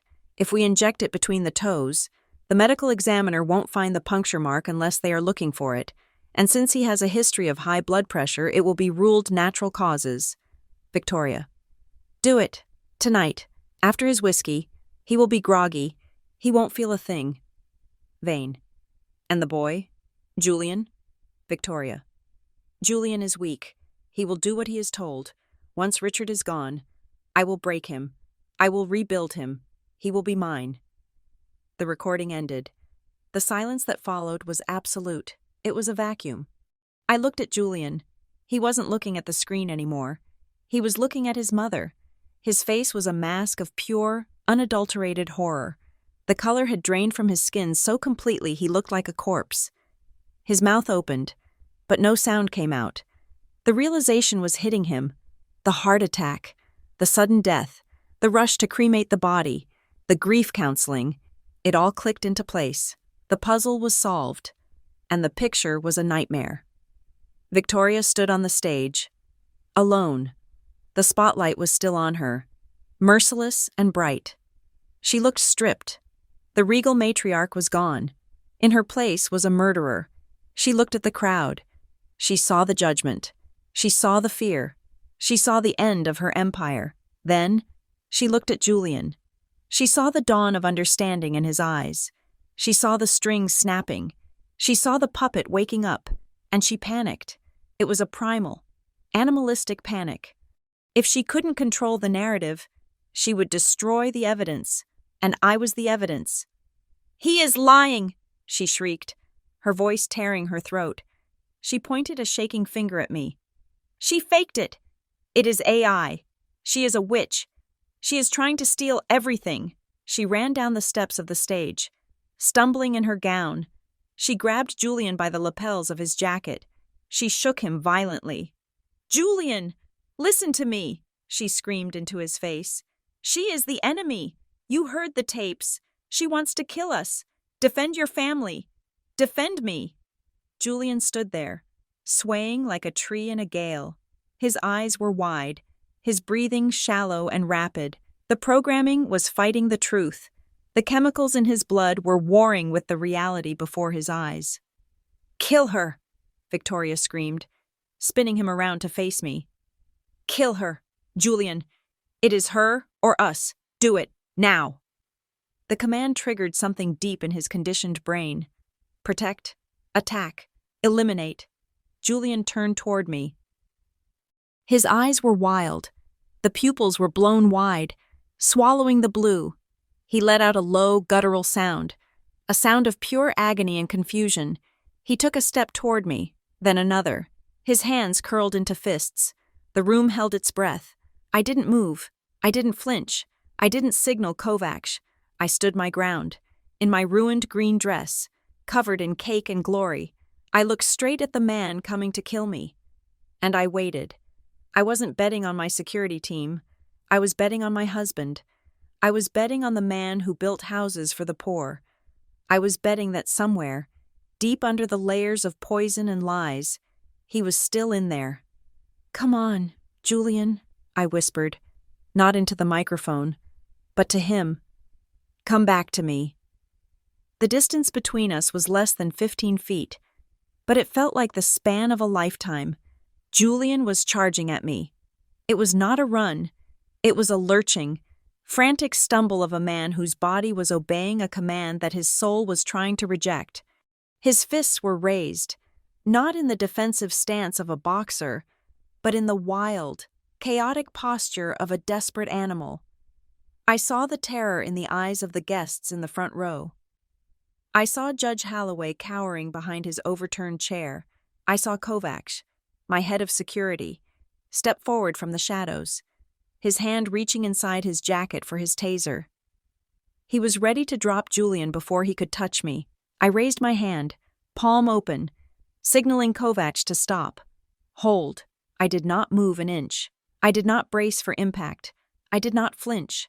I stood amidst the ruins of the cake and the shattered glass, anchored by the truth I had carried alone for 4 years. I looked past the fists. I looked past the contorted rage on his face. I looked directly into the terrified blue eyes of the man who had once sketched a future for us on the back of a napkin. When he was 3 feet away, close enough that I could smell the stale scotch and the chemical tang of his sweat, I spoke. I did not shout. I did not use the microphone that was still clipped to my dress. I spoke only to him. Blueprints, I said. The word hung in the air between us, small and fragile, yet heavier than the ceiling of the ballroom. It was not a random word. It was our word. It was the password to the life we had built before the darkness descended. It was the word he used to whisper to me when the pressure of the Thorne legacy became too much. A shorthand for, I am not this name. I am a builder. I am a creator. I am yours. Julian stopped. It was a violent halt, as if he had run full speed into an invisible glass wall. His momentum carried his upper body forward, but his feet planted on the floor. He stumbled, catching himself before he fell into me. His hands, which had been reaching for my throat, froze in midair. They hovered there, trembling violently, caught between the command to kill and the instinct to caress. Blueprints, I whispered again, locking my gaze with his. Remember the foundation, Julian? Remember the light? A guttural sound tore from his throat. It was a sound of pure physical agony. He grabbed his head with both hands, his fingers digging into his scalp, messing up his perfectly styled hair. He squeezed his eyes shut. I knew what was happening. I had read the literature on deprogramming. I had listened to Vane's tapes. His brain was a battlefield. The conditioning, the drugs, the years of hypnotic suggestion were screaming at him that I was the enemy, that I was a monster. But the word, the anchor, had bypassed the programming and struck the bedrock of his memory. The cognitive dissonance was tearing him apart. She is lying, Victoria screamed from the stage behind him. Her voice was shrill, desperate. Don't listen to her. She is using mind games. Finish her. Julian, do it now. At the sound of his mother's voice, Julian flinched. His body jerked as if he had been electrocuted. He opened his eyes, and for a second, the vacancy returned. The pupil dilated. He looked at me with renewed hatred. He took a step forward. I had one card left to play. Look at the screen. Julian, I said, my voice commanding. Look at how much she loves you. I tapped my phone. The audio of the murder plot faded. The black screen dissolved. A new video appeared. This one was recent. It was dated just 2 weeks ago. The setting was the library of the Thorne Manor. The camera angle was low. I had hidden this one in the spine of a hollowed-out encyclopedia on the bottom shelf during one of my drunk wanderings. On the screen, Victoria was sitting with her estate attorney, a man named Sterling. They were drinking brandy. The boy is becoming a liability, Victoria said on the video. She looked bored. She swirled the amber liquid in her glass. He is erratic. The drugs are turning his brain to mush faster than Vane predicted. He drools at the dinner table. Sterling. It is embarrassing, Sterling chuckled. He is compliant, though. That is what matters. Once he signs the divorce papers and the new will, his usefulness is technically at an end. Victoria took a sip of brandy and sighed. I know. It is just such a pity he turned out to be so hollow. Richard always said Julian had a soft heart. I say he has a soft head. He is weak. Sterling. He has no spine. He is nothing like me. He is just a vessel for the DNA and a signature on a check. Once I have the trust secured, I think it might be time for Julian to have an accident at the lake house. A tragedy. Of course, the grieving mother role suits me. Don't you think? You are cold, Victoria, Sterling laughed. I am pragmatic, she replied, smiling. I am the Thorne legacy. Julian is just a typo in the history books. The video ended. The silence in the ballroom was absolute. 300 people had just watched a mother discuss the murder of her son as casually as one discusses the weather. I watched Julian. He stood with his back to me, gazing up at the colossal screen where his mother's face had just faded to black. His hands drifted slowly down from his head. The trembling had ceased. He stared at his hands. He turned them over, examining the palms, then the backs. These were the hands she had enslaved. These were the hands she had forced to harm his own body. These were the hands she had just commanded to kill his wife. He turned. The movement was slow, heavy, like a rusted machine grinding into motion. His eyes met mine. I held my breath. The vacancy was gone. The constriction from the drugs remained. But behind it, the fog had lifted. I saw agony. I saw a bottomless, crushing devastation. But I also saw recognition. He saw me. He truly saw me. Standing there in the ruins of his birthday, stained by the filth of his family's lies, fighting for my life after he had tried to end it. Judith, he mouthed. The name formed soundlessly. Then, he turned his head toward the stage. Victoria was standing there, gripping the podium. Her face was ashen. She knew. She knew she had lost the audience. She knew the FBI was outside, but she still thought she owned him. She still thought the programming was stronger than the truth. Julian, she said. Her voice changed instantly. The shrill command was gone, replaced by a soft, trembling vibrato. The loving mother mask slid back into place, though it was cracked and crooked now. Julian, baby, don't believe it. It is a trick. That video is fake. You know technology these days. She made it up. She hates us. She wants to separate us. She took a step down from the stage, reaching out her hand. Come here to Mommy. Come here. We will fix this. We will get you your medicine. You are confused. You are not well. Julian watched her descend the stairs. He watched her approach him. He did not move toward her. I did it all for you, Victoria pleaded. Tears, impressive, fake tears, welling in her eyes. Everything I built, the company, the money, it is all for you. I love you. Julian, you are my son. Julian stood very still. He looked at the woman who had given him birth, and the woman who had ordered his death. No, he said. The word was raspy, like it was being dragged over gravel. But it was clear. Victoria stopped. She blinked, stunned. What? No, Julian said again, louder this time. He took a step toward her. You didn't do it for me. Julian, please. You did it for you, he said. His voice was shaking, not with fear, but with the pressure of a dam breaking. You did it for the power. You did it for the name. He pointed a finger at her. It was the same gesture she had used on me 1,000 times. But now, the dynamic was reversed. You called me a typo, he choked out. Tears began to stream down his face, cutting tracks through the pale makeup she had made him wear. I am your son, and you called me a typo. I was drunk, Victoria stammered, backing away. I didn't mean it. Julian, listen to me. And Dad, Julian interrupted. He took another step. He was towering over her now. Dad didn't have a stroke. Victoria's back hit the edge of the stage. She had nowhere left to go. Julian, stop. You are hysterical. You killed him, Julian said. It wasn't a question. It was a sentence. I heard you. On the tape. You and Vane. You injected him. You murdered him because he wanted to set me free. Victoria looked around the room, searching for allies. There were none. The guests were statues. The security guards had lowered their weapons. Even the air seemed to have turned against her. You killed him, Julian screamed. The sound tore through the room. A raw, primal roar of grief. You killed my father, and you tried to make me kill my wife. He lunged. Victoria shrieked and covered her face, but Julian didn't hit her. He didn't have her violence in him. He stopped inches from her face, his entire body vibrating with the effort of restraint. He looked at her with a mixture of loathing and profound pity. You are not my mother, he whispered, his voice breaking.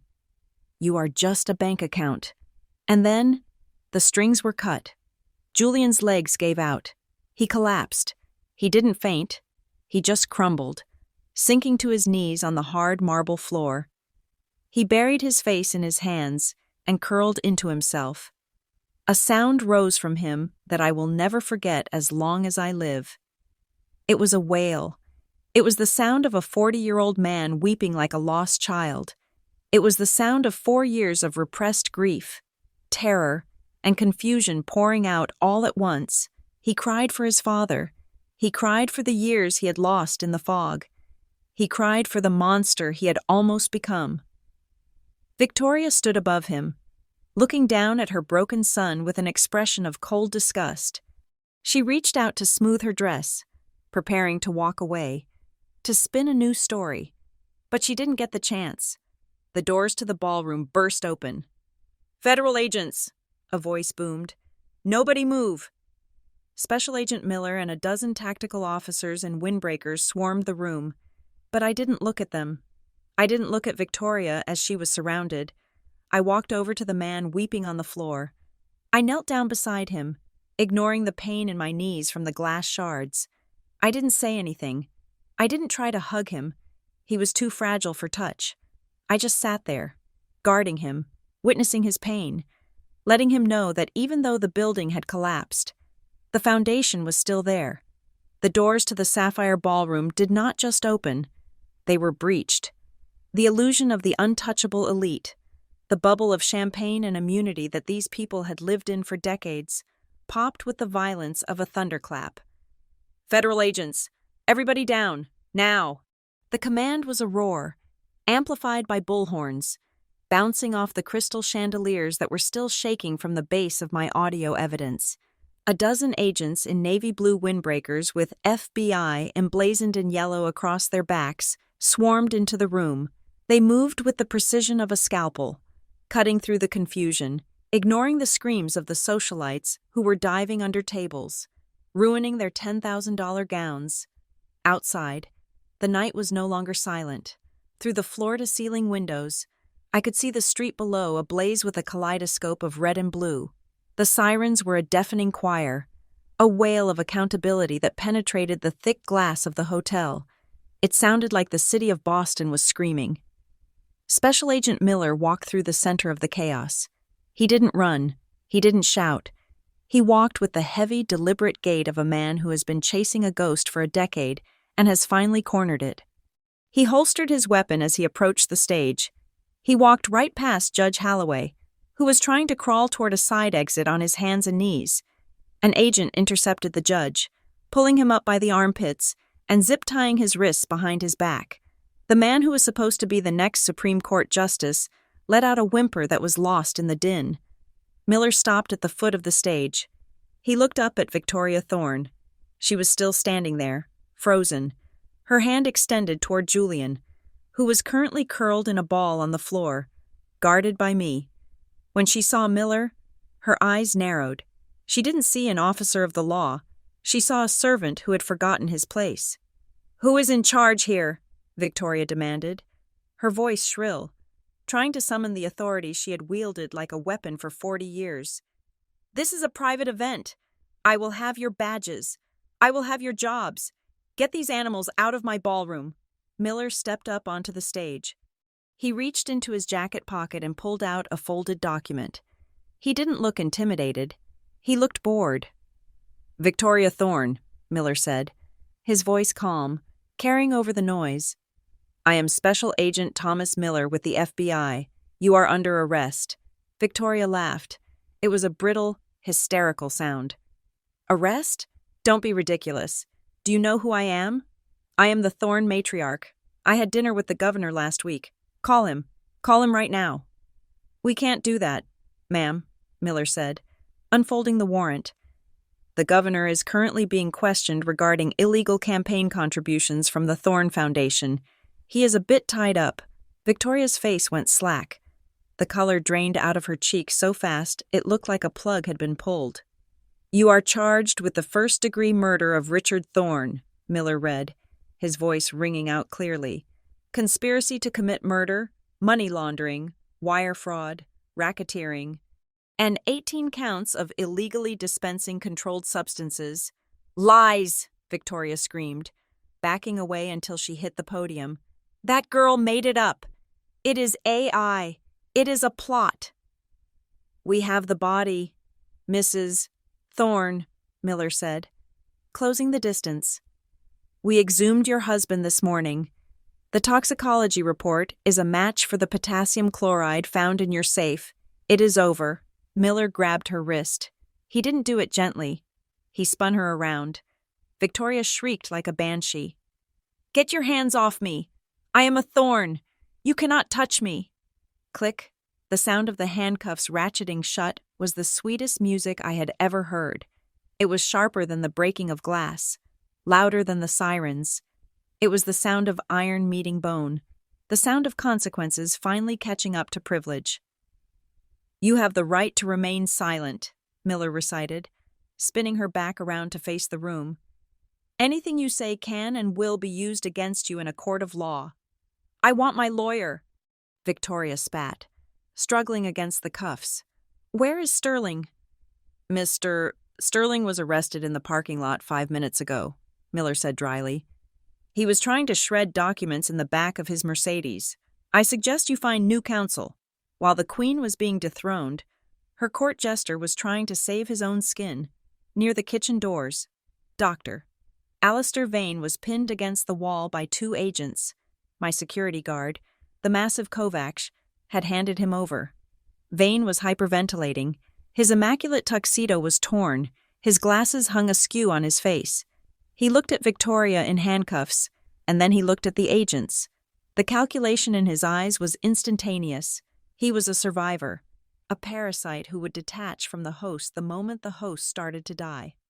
"I want a deal," Vane screamed, his voice cracking. "I want immunity. It was her. She made me do it." The room went quiet enough to hear him. Victoria stopped struggling. She stared at Vane with eyes that could have burned a hole through steel. "She threatened me," Vane babbled, sweat pouring down his face as an agent frisked him. "She told me she would ruin my practice if I didn't help her with Richard. She planned the whole thing. I just provided the consultation. And the boy, Julian, she ordered the programming. She wrote the scripts. I have the emails. I have everything on a backup server. I will give you everything if you let me walk." "Traitor!" Victoria screamed, lunging toward him, but Miller held her back. "You incompetent coward! I paid you millions." And you are going to prison for life, Vane yelled back, desperate to distance himself. I am just a doctor. I was coerced. You are under arrest, doctor, the agent said, slapping the cuffs on Vane's wrists. You can discuss your coercion with the United States attorney, but I wouldn't count on walking. They dragged him out. He was weeping, his feet dragging on the floor, a pathetic end to the man who had played God with my husband's mind. The ballroom was now a processing center. The party was over. Agents were moving from table to table, checking IDs against a list. The guests, the cream of Boston society, were terrified. Some were weeping, others were sitting in stunned silence. A few, the ones whose names had appeared on the money laundering screen, were being escorted out in flex cuffs. It was a cleaning, a purge. The rot that had been festering in the heart of the city was being cut out in real time. I stood up. My legs were shaking, not from fear, but from the adrenaline crash. I looked down at Julian. 2 paramedics had arrived. Escorted by a plainclothes agent, they were real medics, not Vane's hacks. They were kneeling beside Julian, speaking to him in soft, soothing tones. Mr. Thorne, one of them said gently, we are going to take you to a hospital. You are going to be okay. We are just going to check your vitals. Julian was staring at the floor. He nodded slowly. He didn't look at his mother. He didn't look at the chaos. He looked completely shattered, a building that had been imploded from the inside. Go with them, Julian, I whispered. He looked up at me. His eyes were swimming with tears. He reached out a hand, his fingers trembling, and brushed the fabric of my ruined green dress. I am sorry, he choked out. I know, I said. Go get clean. We can talk later. They helped him stand. He walked unsteadily, supported by the medics, toward the exit. He looked so small surrounded by the chaos. He was 40 years old today, but he was starting over at 0. Once he was gone, I turned my attention to the stage. Miller was leading Victoria down the steps. She looked aged. In the span of 10 minutes, she had aged 20 years. Her posture was slumped, her hair was coming loose from its pins, and the fire in her eyes had been replaced by a dull, shocked glaze. When she saw me, she stopped. Miller didn't force her to move. He paused, letting the moment happen. I walked toward her. The crowd parted for me. I was the woman in green, the whistleblower, the executioner. The sound of my heels on the marble floor was the only sound in my immediate vicinity. Click, click, click. I stopped 2 feet in front of her. We were eye to eye. I looked at the handcuffs on her wrists, the slender, manicured wrists that had signed my husband's sanity away, that had poured poison into my father-in-law's whiskey. I thought I would feel anger. I thought I would want to scream at her, to slap her, to spit in her face for the hell she had put me through. But I felt nothing. I felt the cool detachment of an auditor who has finally balanced the books. The debt was paid. The account was closed. She was no longer a monster. She was just a criminal, a number in a file. I smiled. It wasn't a gloating smile. It was a small, tired, genuine smile. Happy birthday to your son, Victoria, I said softly. Victoria stared at me, her lips trembling. She tried to summon a retort, an insult, something to reassert her dominance, but she had nothing. Her ammunition was spent. I have been preparing this gift for 3 years, I continued, my voice steady. I hope you like it. It is the only thing you ever really gave him, the truth. Victoria opened her mouth, then closed it. She looked down at her feet. For the first time in her life, she had lost the argument.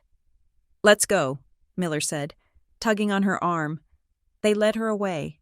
She walked past me, the scent of her expensive perfume lingering in the air, mixing with the smell of stale cake and fear. I watched her go.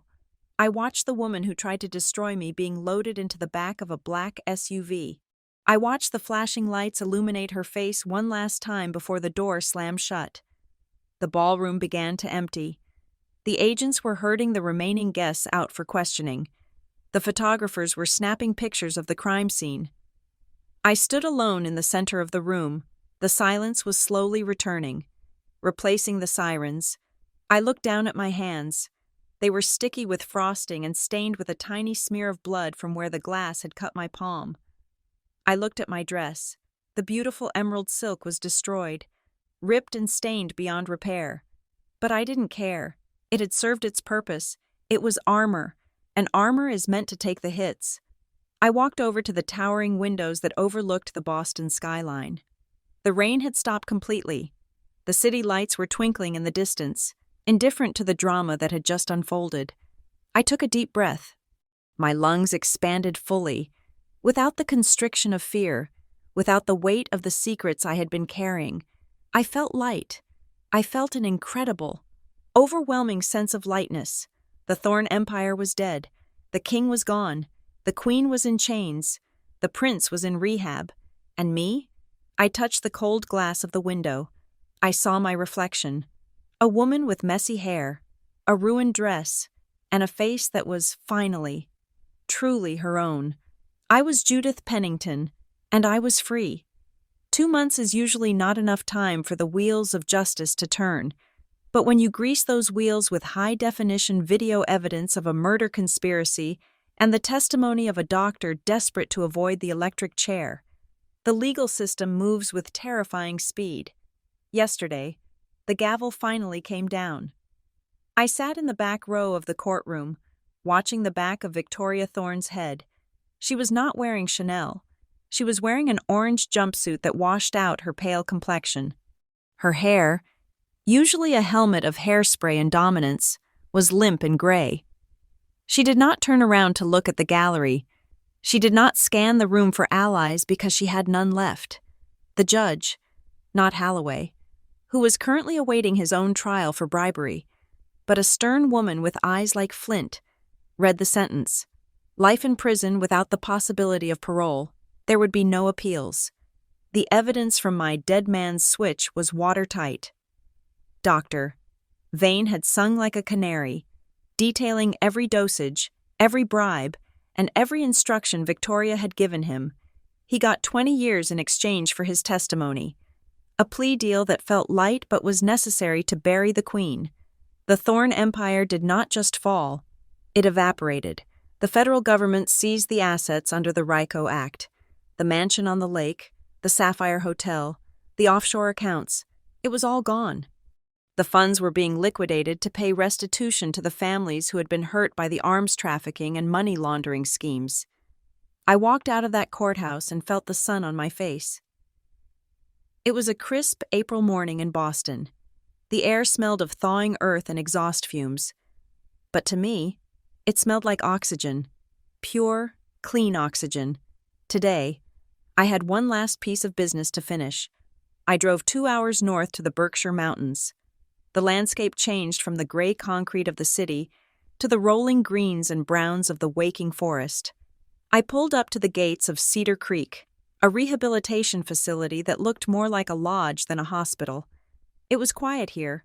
There were no cameras. There were no hidden microphones. I signed in at the front desk and walked out to the garden. Julian was sitting on a wooden bench, looking out at a small pond. He didn't look like the man who had tried to strangle me in the ballroom. He didn't look like the hollowed-out zombie I had lived with for 4 years. He was thin, painfully so, and his clothes, a simple gray sweater and jeans, hung loose on his frame, but his posture was different. He wasn't slumped. He was sitting upright. I walked across the grass. The sound of my footsteps made him turn. When our eyes met, I saw it. The fog was gone. The pupils were normal size. The blue was clear. It was sad. Incredibly sad. But it was clear. "Judith," he said. His voice was soft, lacking the guttural edge of the drugs. "Hello, Julian," I replied. Sitting on the other end of the bench, I left a foot of space between us. It was a small distance, but it represented a canyon we could never cross again. "You look good," he said, offering a tentative smile that didn't quite reach his eyes. "Green suits you, even without the cake." I chuckled. A short, dry sound. I think I am done with green for a while, and definitely done with cake. We sat in silence for a moment, watching a duck glide across the surface of the pond. It was a comfortable silence, devoid of the terror that had defined our marriage for so long. I signed the papers, he said quietly. He reached into a manila envelope sitting next to him and pulled out the divorce decree. It was already signed. His signature was a bit shaky, but it was his, not the robot's. "Thank you," I said, taking the envelope. "I think it is for the best." "I know," Julian said. He looked down at his hands. "I remember things now. Judith, Doctor, Vane, the doctors here are helping me sort through the false memories and the real ones. But I remember the night of the party. I remember the rage. I remember wanting to hurt you." He took a jagged breath. "I know I was drugged. I know I was conditioned. But it was still my hands. It was still my voice. I let them in. Judith, I was so weak after Dad died that I let them in. And I let them turn me into a weapon against the only person who actually loved me. You were a victim, Julian," I said, firm but gentle. "You were tortured. You don't have to apologize for surviving." "I do," he insisted, looking at me with wet eyes. "I have to apologize for not fighting harder. I have to apologize for the last 4 years. I stole your life. Judith, you stayed in that house, in that war zone. For me. You saved me when I was trying to kill you. I didn't do it for a reward," I said. "I did it because the Julian I met on that construction site 8 years ago was worth saving, and he is still in there." "He is," Julian nodded, "but he is not a husband anymore. I can't be a husband. Judith, not to you, not after everything. Every time you look at me, you will see the man who shoved you into a cake. You will see the man who accused you of betraying him. We can't build a house on a graveyard." He was right. He was using our language, the language of architecture, to speak the truth. The foundation was cracked. We could patch it, maybe. But it would never hold the weight of a life together again. The trauma was too deep. The history was too bloody. "I agree," I said. "We need to build new houses, separate houses." "I am selling the rest," Julian said, gesturing vaguely to the south, toward the city. "Whatever personal assets I have left that weren't seized, the trust is gone. Obviously, but I have some investments from before. I am liquidating everything." "And then?" I asked. "I am starting a fund," he said. "The Richard Thorne Initiative. It will provide legal and psychological support for victims of domestic financial abuse and gaslighting. I want to help people who are trapped like I was, people who don't have a forensic accountant for a wife to save them." I smiled. A real, genuine warmth spread through my chest. "That sounds like a solid blueprint. Julian, and I'm going back to school," he added, a spark of the old passion lighting up his face. "I want to get recertified. I want to draw again. I want to build things that stand up, things that are real." "You will be a great architect," I said. "You always were." I stood up. The conversation was over. It was time to go. "Judith?" I turned back. "What about you?" he asked. "What will you do?" "I am opening my own firm," I said. "Pennington Investigations. I realized I have a knack for finding hidden money and exposing liars. I am going to help women who are being cheated out of their lives. I am going to be the nightmare for every corrupt family in Boston." Julian smiled. It was the first time I had seen him truly smile in 4 years. "They won't stand a chance." "No," I said. "They won't." I walked away. I didn't look back. I didn't need to. I knew he was going to be okay. He had a long road ahead of him, a road of recovery and rebuilding, but he was on his own feet now. I drove back to Boston. The city skyline rose up to meet me, glittering in the afternoon sun. It looked different to me now. It wasn't a fortress of untouchable power anymore. It was just a city made of glass and steel and concrete, things that could be built and things that could be broken. I parked my car and walked down Newberry Street. I wasn't wearing the emerald dress. I was wearing a sharp navy blazer and jeans, practical and professional. I wasn't Mrs. Thorne, the socialite's wife. I wasn't the victim in the gray dress. I stopped at a newsstand on the corner. The headlines were still buzzing about the trial. Thorne dynasty crumbles. Victoria Thorne, sentenced to life. There was a picture of her on the front page. It was a mugshot. She looked angry, old, and small. I bought the paper. I paid the vendor with a crisp dollar bill. I walked a few feet down the sidewalk to a large metal trash can. I looked at the photo of my mother-in-law one last time. I looked at the face of the woman who had tried to erase me. I didn't feel triumph. I didn't feel hate. I just felt finished. I smiled, a small, private smile that was just for me. Then, I folded the newspaper and dropped it into the trash. "Goodbye, Victoria," I whispered. I turned around and stepped back into the flow of the crowd. I had a meeting at 3 o'clock with a new client, a woman who suspected her husband was hiding assets before a divorce. She needed help. She needed the truth, and she had come to the right person. I am Judith Pennington. I am an auditor. I am a survivor. And for the first time in a long time, the ledger is balanced, and I am free. Thank you so much for listening to this story. I poured a lot of emotion into Judith's journey, and I hope it resonated with you. I would love to know where you are tuning in from today. Are you listening from a busy city like Boston, or somewhere quiet in the countryside? Please let me know in the comments below. I love reading your stories. If you enjoyed this video, please make sure to subscribe to the Sweet Rose Drama channel, hit that like button, and smash the hype button so we can share this story with even more people. Your support means the world to me.